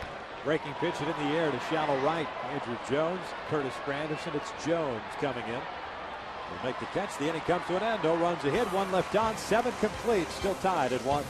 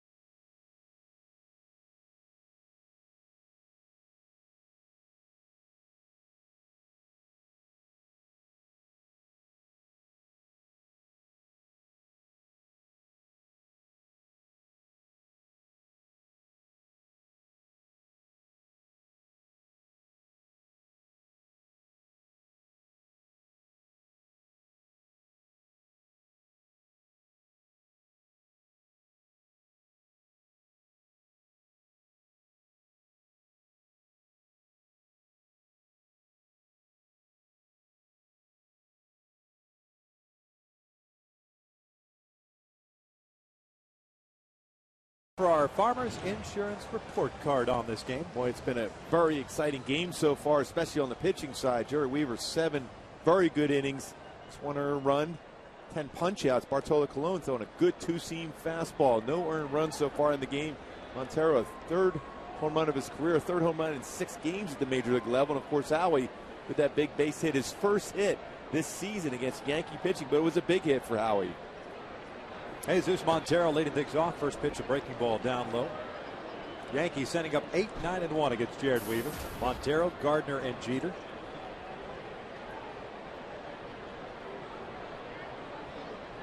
Ten punch outs for Jared. The off-speed pitch catches the corner. 1 ball, 1 strike. And he is going to that slider against him here.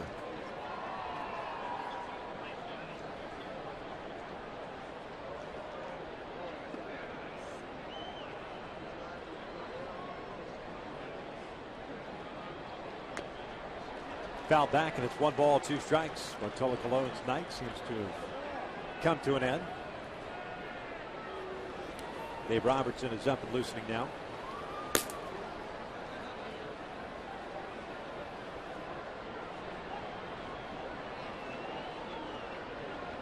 The 1-2. Breaking pitch. 2 balls, 2 strikes. It's the 3rd time this year that Weaver's had 10 or more strikeouts in a game. The first is April 25th, 10 against Oakland.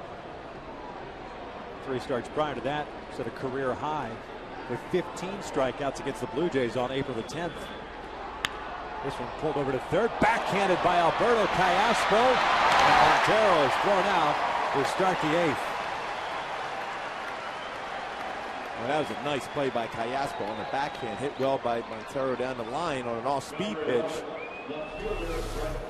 Uses the backhand, gather himself, and make the throw. Been some good plays made defensively in this game for the Angels. You saw Howie making that great play at second base earlier against Russell Martin. Well, we've seen Weaver go out. That's a good thing about Jerry Weaver. He's a guy that's very into the game, but he's also realizing when a guy makes a good play behind him, he's going to recognize it, point to him, and say, good play. First pitch to Gardner, a curveball that drops it for a strike. The Yankees left fielder 0 for 2. Gone down swinging twice. Callas went on the grass at 3rd base. Trumbo playing in at 1st. This one fouled off to the left. No balls, 2 strikes. 41,014 in the house tonight. Jarrett 9 times today has been ahead of the count, 0-2. Slow curveball and then an 88-mile-an-hour fastball jams Gardner.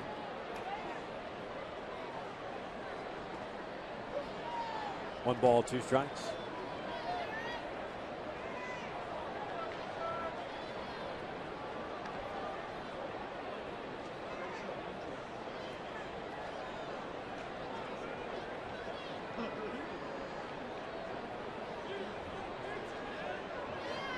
With a changeup, Mathis wants it down. Swing and a miss. Down goes Gardner for the 3rd time tonight. 2 outs. Good target set up by Jeff Mathis. Put down the changeup sign. You see him tapping the ground. He wants that pitch down low. Perfect spot. Circle changeup so effective for Weaver. I think when you look back at this game so far for Jared Weaver, this has been his most consistent changeup he's had in probably the last 6 or 7 ball games. And Jeff Mathis, big thing behind there when you're a catcher, you force your pitcher to get comfortable with a pitch. And Jared Weaver has one of the best changeups, and he has done that. They're very comfortable throwing that pitch a number of times tonight. There's Derek Jeter with 2 outs and nobody on. Jeter 0 for 3. A couple of ground outs and a fly ball out. Takes the breaking ball for strike 1.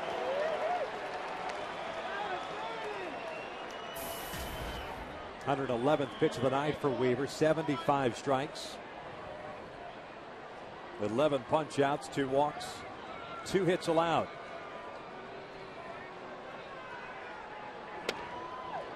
One ball, 1 strike.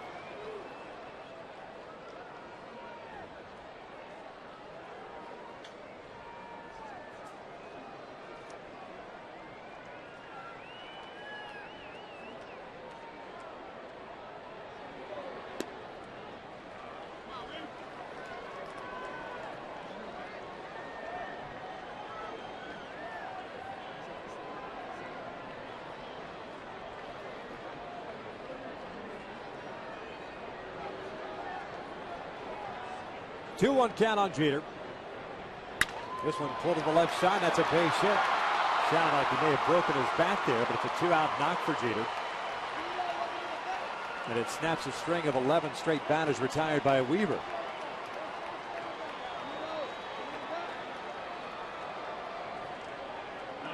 Jeter now with an 8-game hitting streak.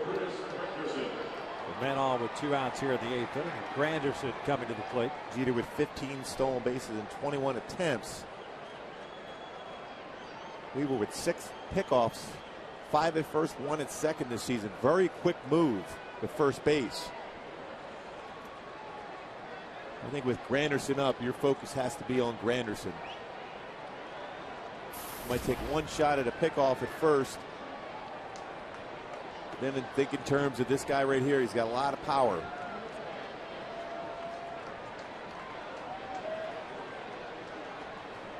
Granderson tonight 0 for 3. A couple of strikeouts and a ground ball to Kendrick. Fastball missing outside.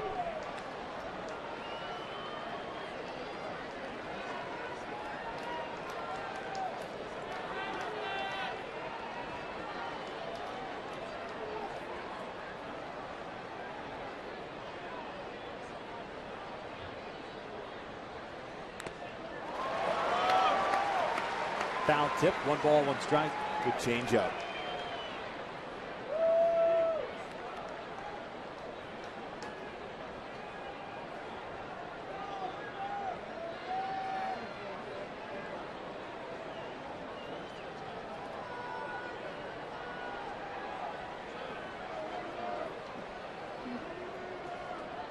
One pitch. Breaking pitch down low, 2 balls and a strike. Cayasco was playing in early on in the at-bat against Granderson here. Drops back at third. Ibar shades him towards the middle. With the outfield playing Granderson to pull all the way around from left to right.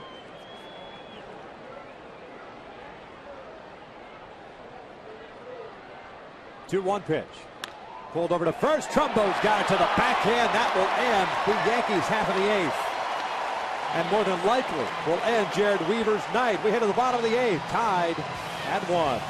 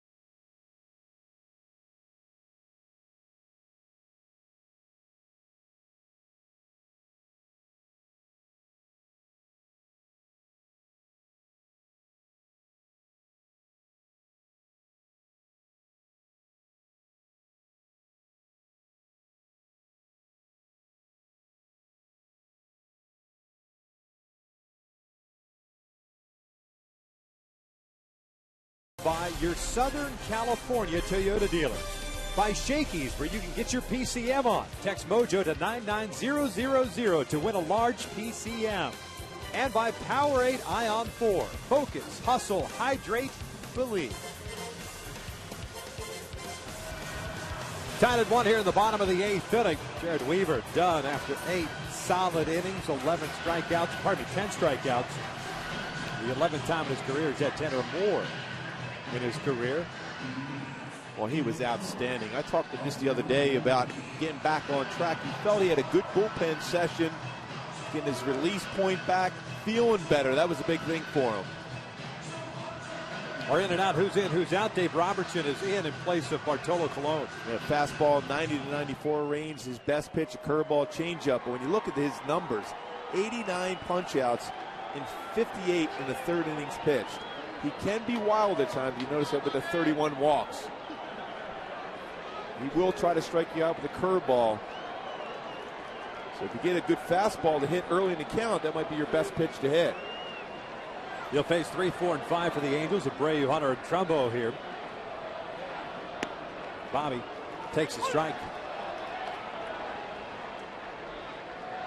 Bartolo Colon tonight, 7 innings, 5 strikeouts, 1 walk.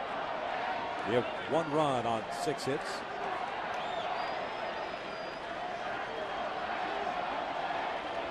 Abreu 1 for 2 tonight with a double, a strikeout, and a walk. 1 ball, 1 strike.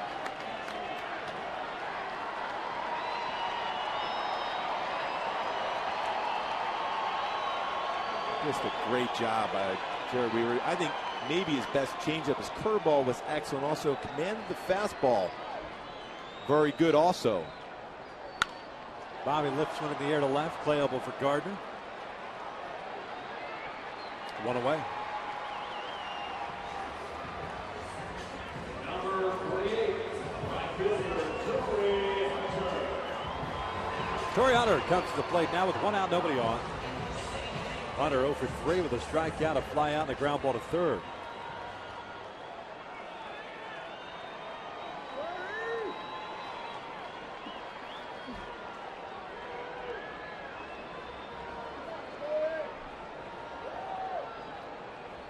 Takes a fastball right down the middle.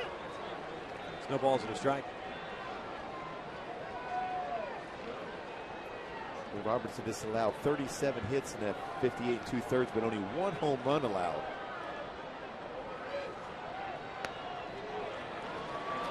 So Torrey takes 2 fastballs down the pipe, and it's 0-2.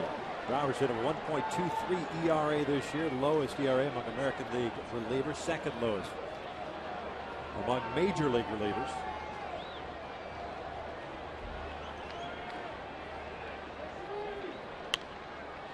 Fouled off to the right.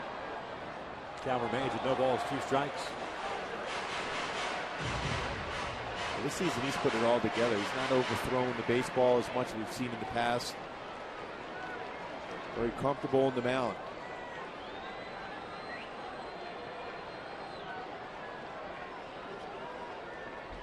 Breaking pitch, pulled foul just behind Dino Ebel at third base.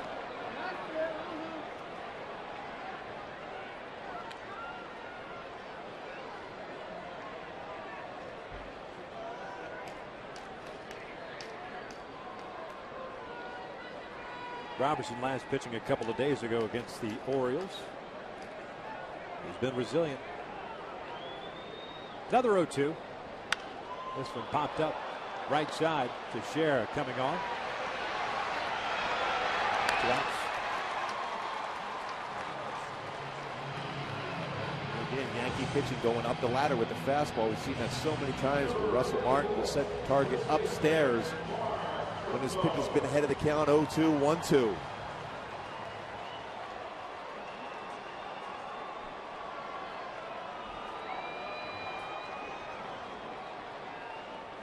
So Mark Trumbo steps up with 2 outs and nobody on.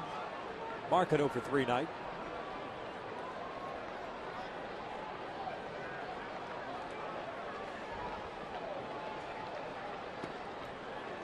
It's a curveball first pitch, takes a strike.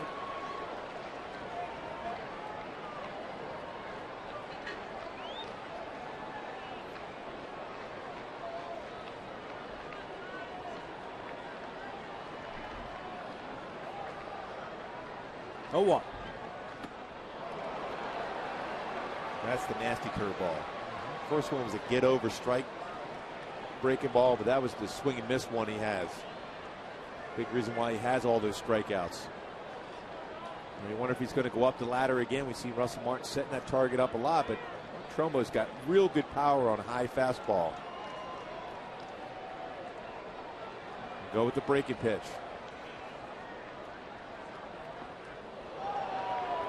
Slightly overthrown. 1 ball, 2 strikes.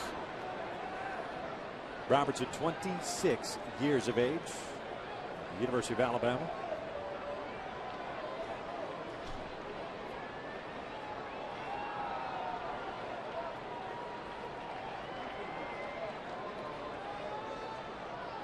'17th round pick by the Yankees in 2006.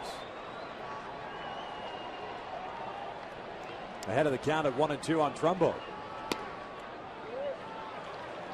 Changeup through there. I was surprised because Russell Martin put fastball in, curveball, fastball away, and then went to a changeup. Your third best pitch is a dangerous pitch.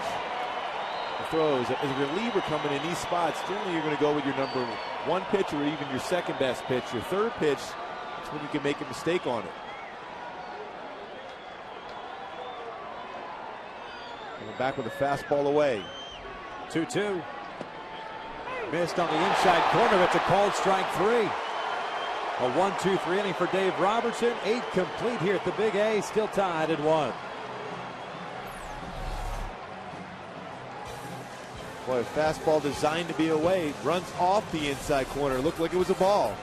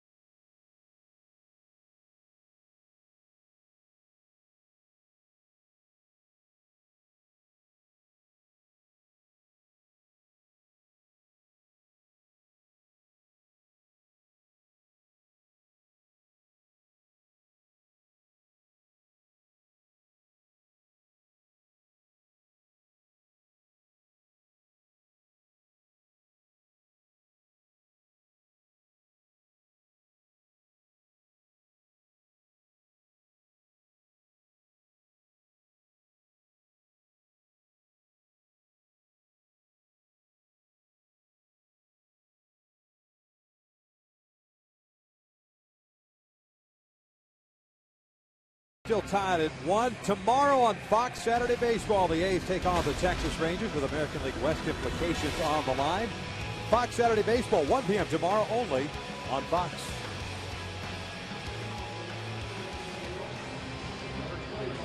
Jordan Walden comes on in place of Jared Weaver here in the 9th inning. He'll be taking on 3, 4, and 5 to Sheriff, Rodriguez, and Cano. Big thing for Jordan has always been now in that closing position now in a tie ball game here, though not a save situation, is not overthrowing.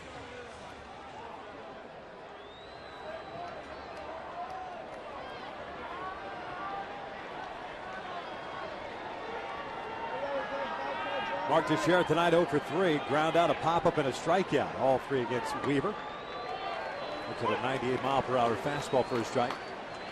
Weaver tonight, 8 innings, 11 punch-outs, 2 walks, 1 run it was earned, 3 hits, and that home run to Jesus Montero. 1 ball, 1 strike. The Yankees with a run, 3 hits, 1 error, 4 left on. The Angels with a run, 6 hits, no errors. And the Halos have stranded 7 tonight.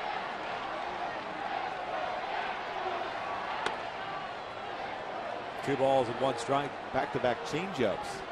At the first pitch fastball, 98.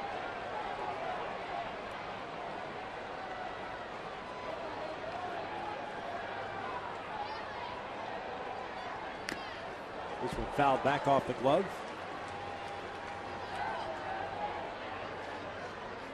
That's the dangers when you fall behind in the count. A power hitter up, guessing along with you as far as a fastball. Even at 97, he had a pretty good swing at that one. 2-2. Fastball just missed off the plate, a full count.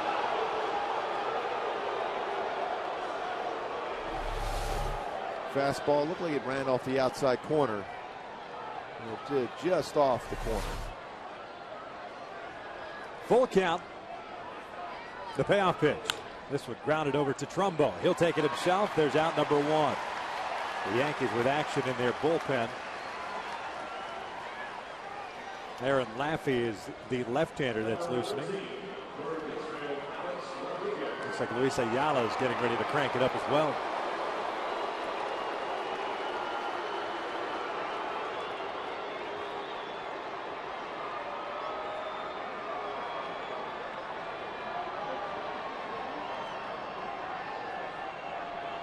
Alex Rodriguez steps up with one out, nobody on. Yankee third baseman 0 for 3 tonight. Takes a fastball for a strike.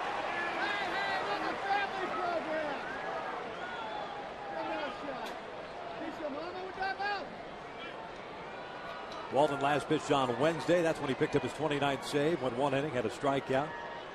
It's the minimum 3.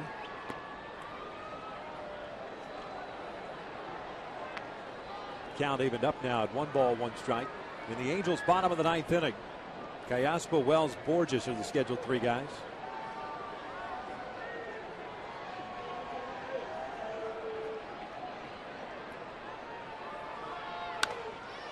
Rodriguez late on that fastball, and it's 1-2. Have a good life on that fastball, too. 98 with movement.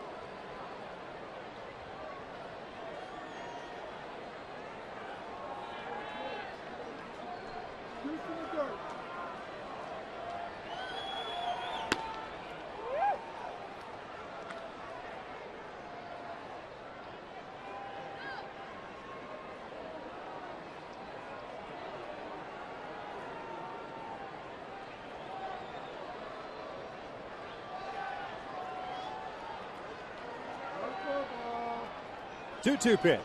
Fastball. Missed off the plate. Full count.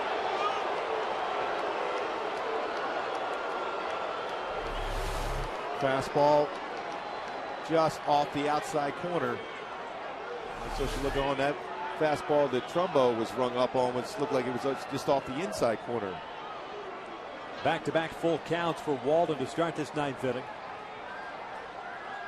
Looks like they're going back outside with a fastball. 3-2. Missed away and he walked it. Like you see a pinch runner.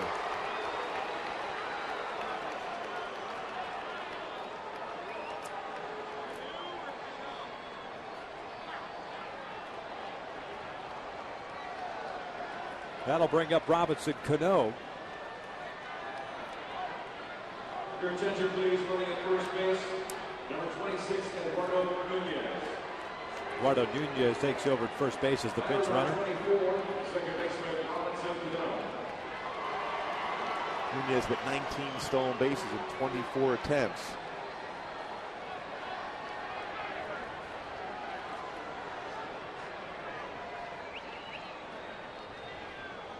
Cano 1 for 3 tonight with a single and a couple of strikeouts.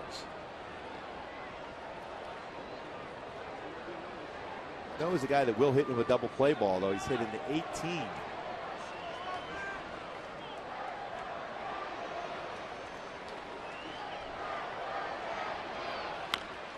Fouls off the first pitch. No balls and a strike. Halos needing a victory tonight to remain 2.5 back at Texas. They took care of the Oakland Athletics earlier tonight, 13-4. Mike Butcher has been working with Jordan Walden as far as quickening up his times to the plate. The key to that is make sure you're still able to keep your front shoulder in. Foul back, 0-2. Definitely appears to be quicker. And you don't want to be, if you do a slide step or try to be quick, you don't want to drift open and let your front shoulder get open too quick. Then all of a sudden that baseball won't have the same life, and the hitter will have a better chance to see the ball out of your hand longer. Base stealers have been very successful, but then again, most times with closers, that's going to be the case.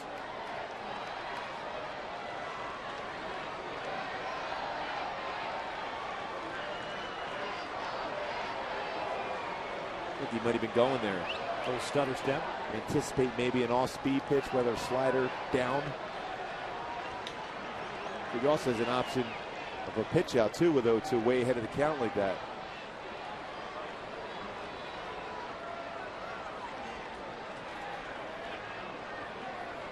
Outfield very deep with Cano at the plate. Nunez with very good speed at first base. Pinch running for Alex Rodriguez, who drew the one-out walk.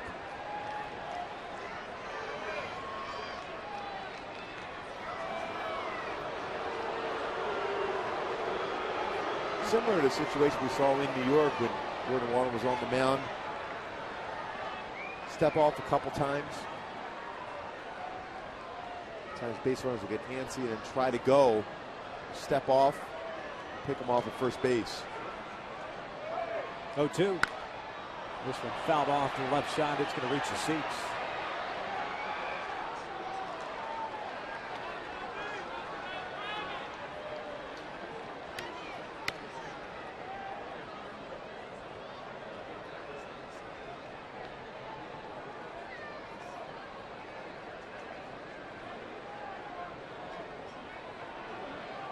Big game for the Angels here to try to remain 2.5 back. Texas, who won the game today against Oakland once again.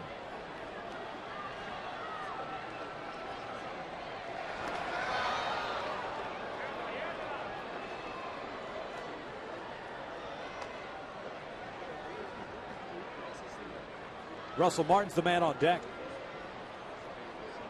Nunez at first. And Walden trying to keep this a 1-1 tie.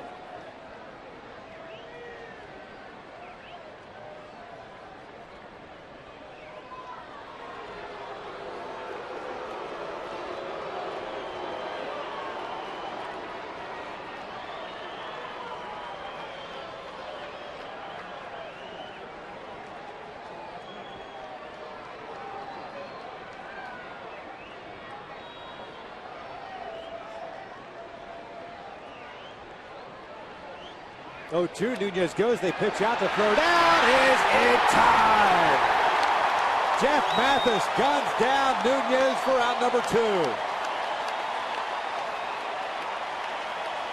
But both these managers like to utilize the pitch out. Both former catchers, like Scioscia puts down the pitch out, trusting the count there. I mentioned 0-2. You always have that option. Perfect job as far as quickening up just enough for Walden, and of course a higher throw right around shoulder level high to give Mathis a chance. Swing and a miss on the 1-2 breaking ball. Down goes Cano. And we head to the bottom of the 9th. The Angels with Callasco, Wells, and Borges due up in a 1-1 tie.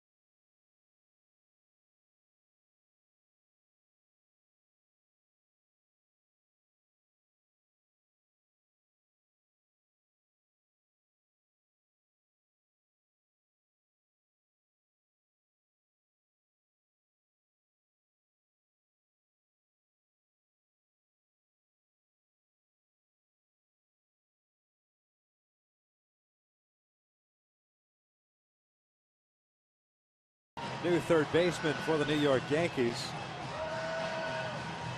Ramiro Pena takes over there, wearing Luis Sojo's old number. Right, he wore 19, didn't he? Yes, he did. Aaron Laffey takes over on the mound. Well, you're on fire today. You like that one? Yes. Laffey pitching in his 41st game, a 2-1 record and a 4.05 ERA. Yeah, walk's an issue for him. Laffey, a guy that will live in the upper 80s, low 90s. Good breaking pitch, changeup. Walks have been an issue as a member of the Yankees. 4 innings pitched, 4 walks, 2 punch-outs. Alberto Callaspo will spin around to hit from the right side with the lefty on the bump.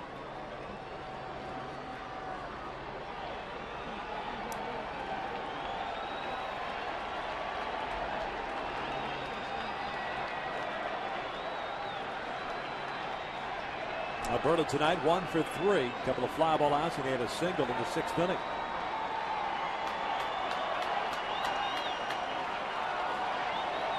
Laffey started the year with the Cleveland Indians. He's traded to the Seattle Mariners in spring training. As Callaspo looks at his strike. And then Seattle designated him for assignment on August the 17th. After that deal that brought Chance Ruffin over from the Tigers.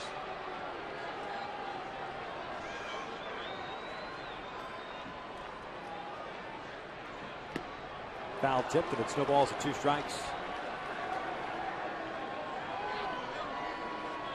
5th appearance with the Yankees this year. I wonder if this is going to be the only batter he faces here. I guess we'll switch hitter. Well, righty's coming up after Callaspo. Ayala's throwing in the bullpen. Here's the 0-2. This one pulled down the line. It is hooking foul.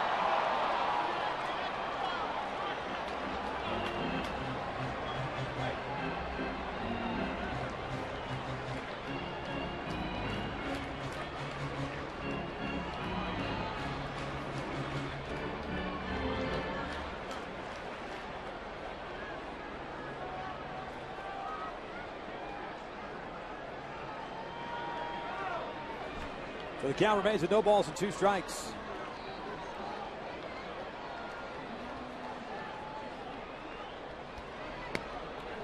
One and 2 now.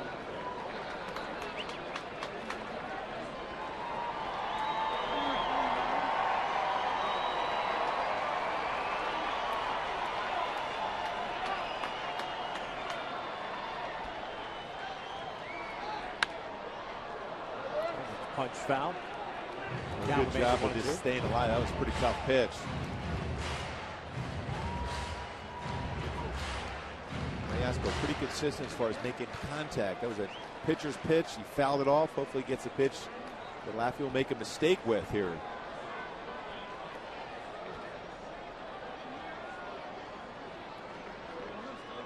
Another 1-2. 2 balls, 2 strikes.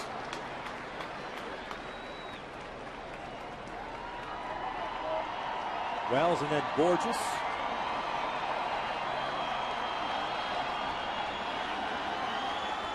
Outfit very shallow against Callaspo. 2-2. This one fouled off to the right. Alberto, from an average standpoint, better from the right side this year. From the left, 283 from the right, 277 from the left side.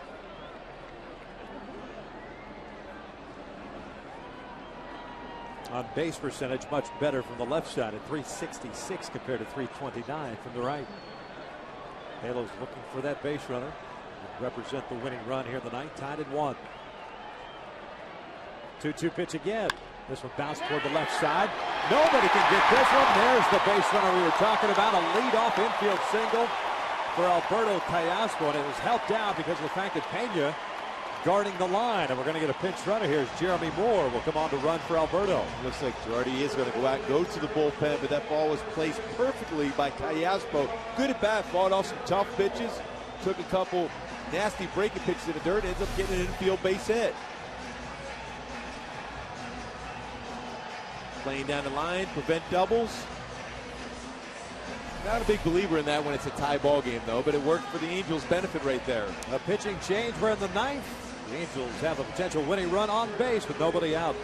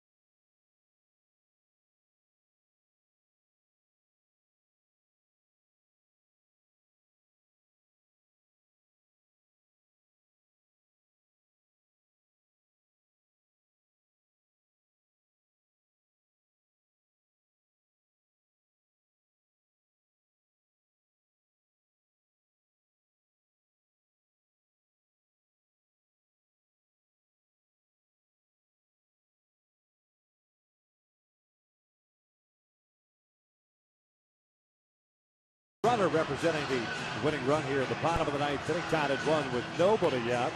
Luis Ayala, the veteran big leaguer, comes on here to face Vernon Wells. Terrific season for Ayala out of the bullpen for the Yankees, who was signed to a deal back in February. Yeah, he creates a good arm angle. It's quick to the plate, although he allows 3 stolen bases in 3 attempts. Moore very fast at first. I mean, Alfredo, we're just trying to look as he's delivering the baseball and see if he would give something up as far as throwing the ball home. Will he throw the first base a different way? Trying to get a good jump. Ayala with time in the big leagues with the Expos, the Nationals, the Mets, the Twins, the Marlins, and now the Yankees. Vernon Wells 0 for 3 tonight. Took third at first. Jeremy Moore diving back in safely.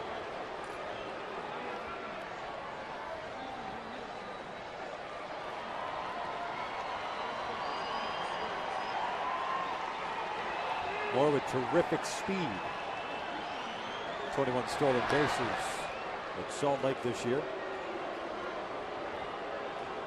And trying to get a read. Hasn't seen a pitch thrown home yet. Just a couple throws over the first. Pena, the third baseman, once again guarding the line. Outfield straight around against Wells. Pitch out, nothing's happening. 1 ball, no strikes. Like I said, both these managers, former catchers, like to utilize the pitch out. Fortunately for Moore, Russell Martin didn't throw the first base. He's been very good as far as back picks, Russell Martin.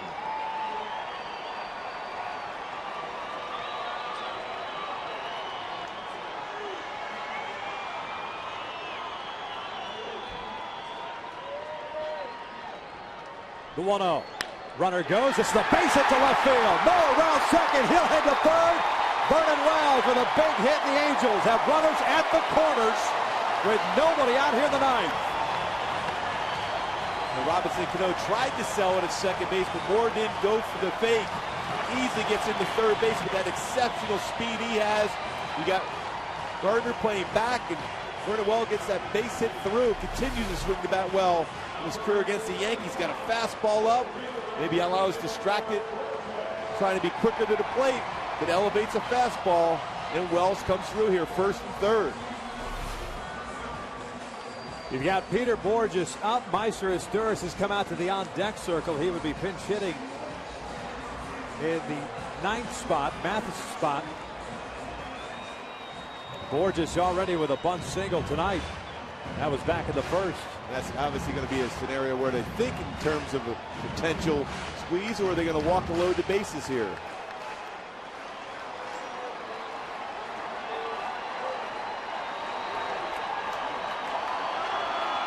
Infielders in. They're going to pitch to Borges. Moore at third, Wells at first. Wells takes off, Borges takes down and in. 1 ball, no strikes.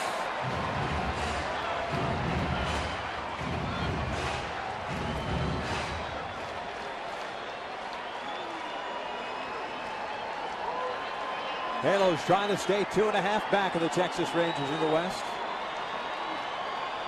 Winning run at third. Nobody out here in the 9th inning.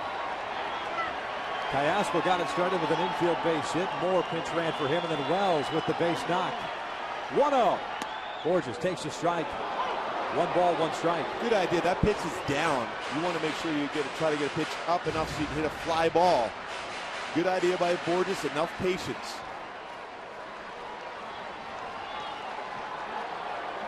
See how important this game is for the club?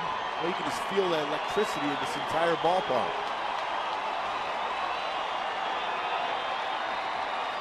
Outfield shallow as well. Here's the 1-1 pitch. Borges fouls it at the plate. 1 ball, 2 strikes. Ayala with that heavy sinking fastball down and in. Also has a sweeping slider too.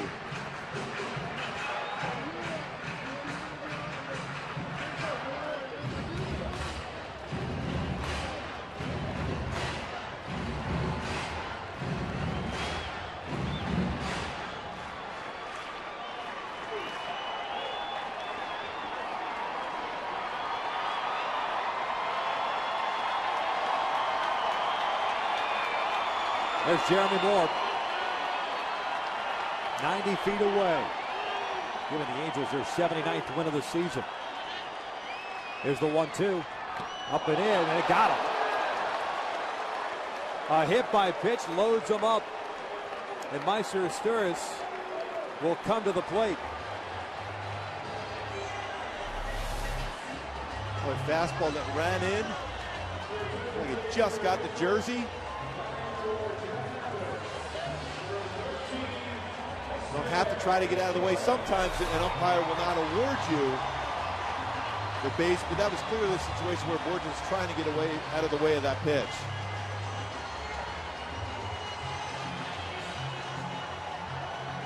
Esteras comes to the plate. Pinch hitting for Jeff Mathis here in the ninth. Meister, 279 average. 33 runs batted in.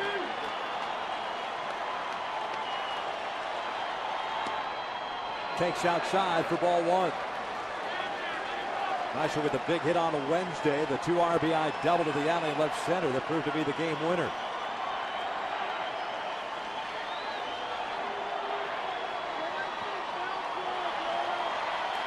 Cano with some words for Ayala.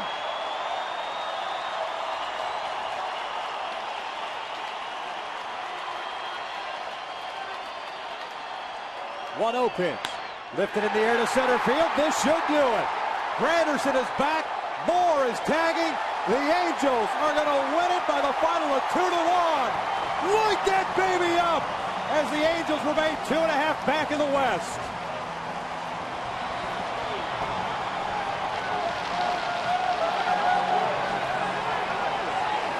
That picture right there tells you how important that game is in this game tonight for this club and what kind of a feel this was from the get-go. Great job by Jerry Weaver, set the tone.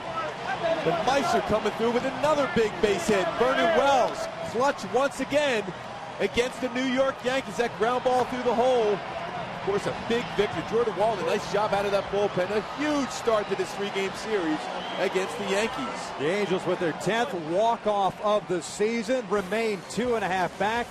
And now a season-high 14 games, over 500. The Halos win it by the final of 2-1. Jordan Walden picking up the win. Stick around, we'll continue. Post-game coverage as Angels Live is coming up next.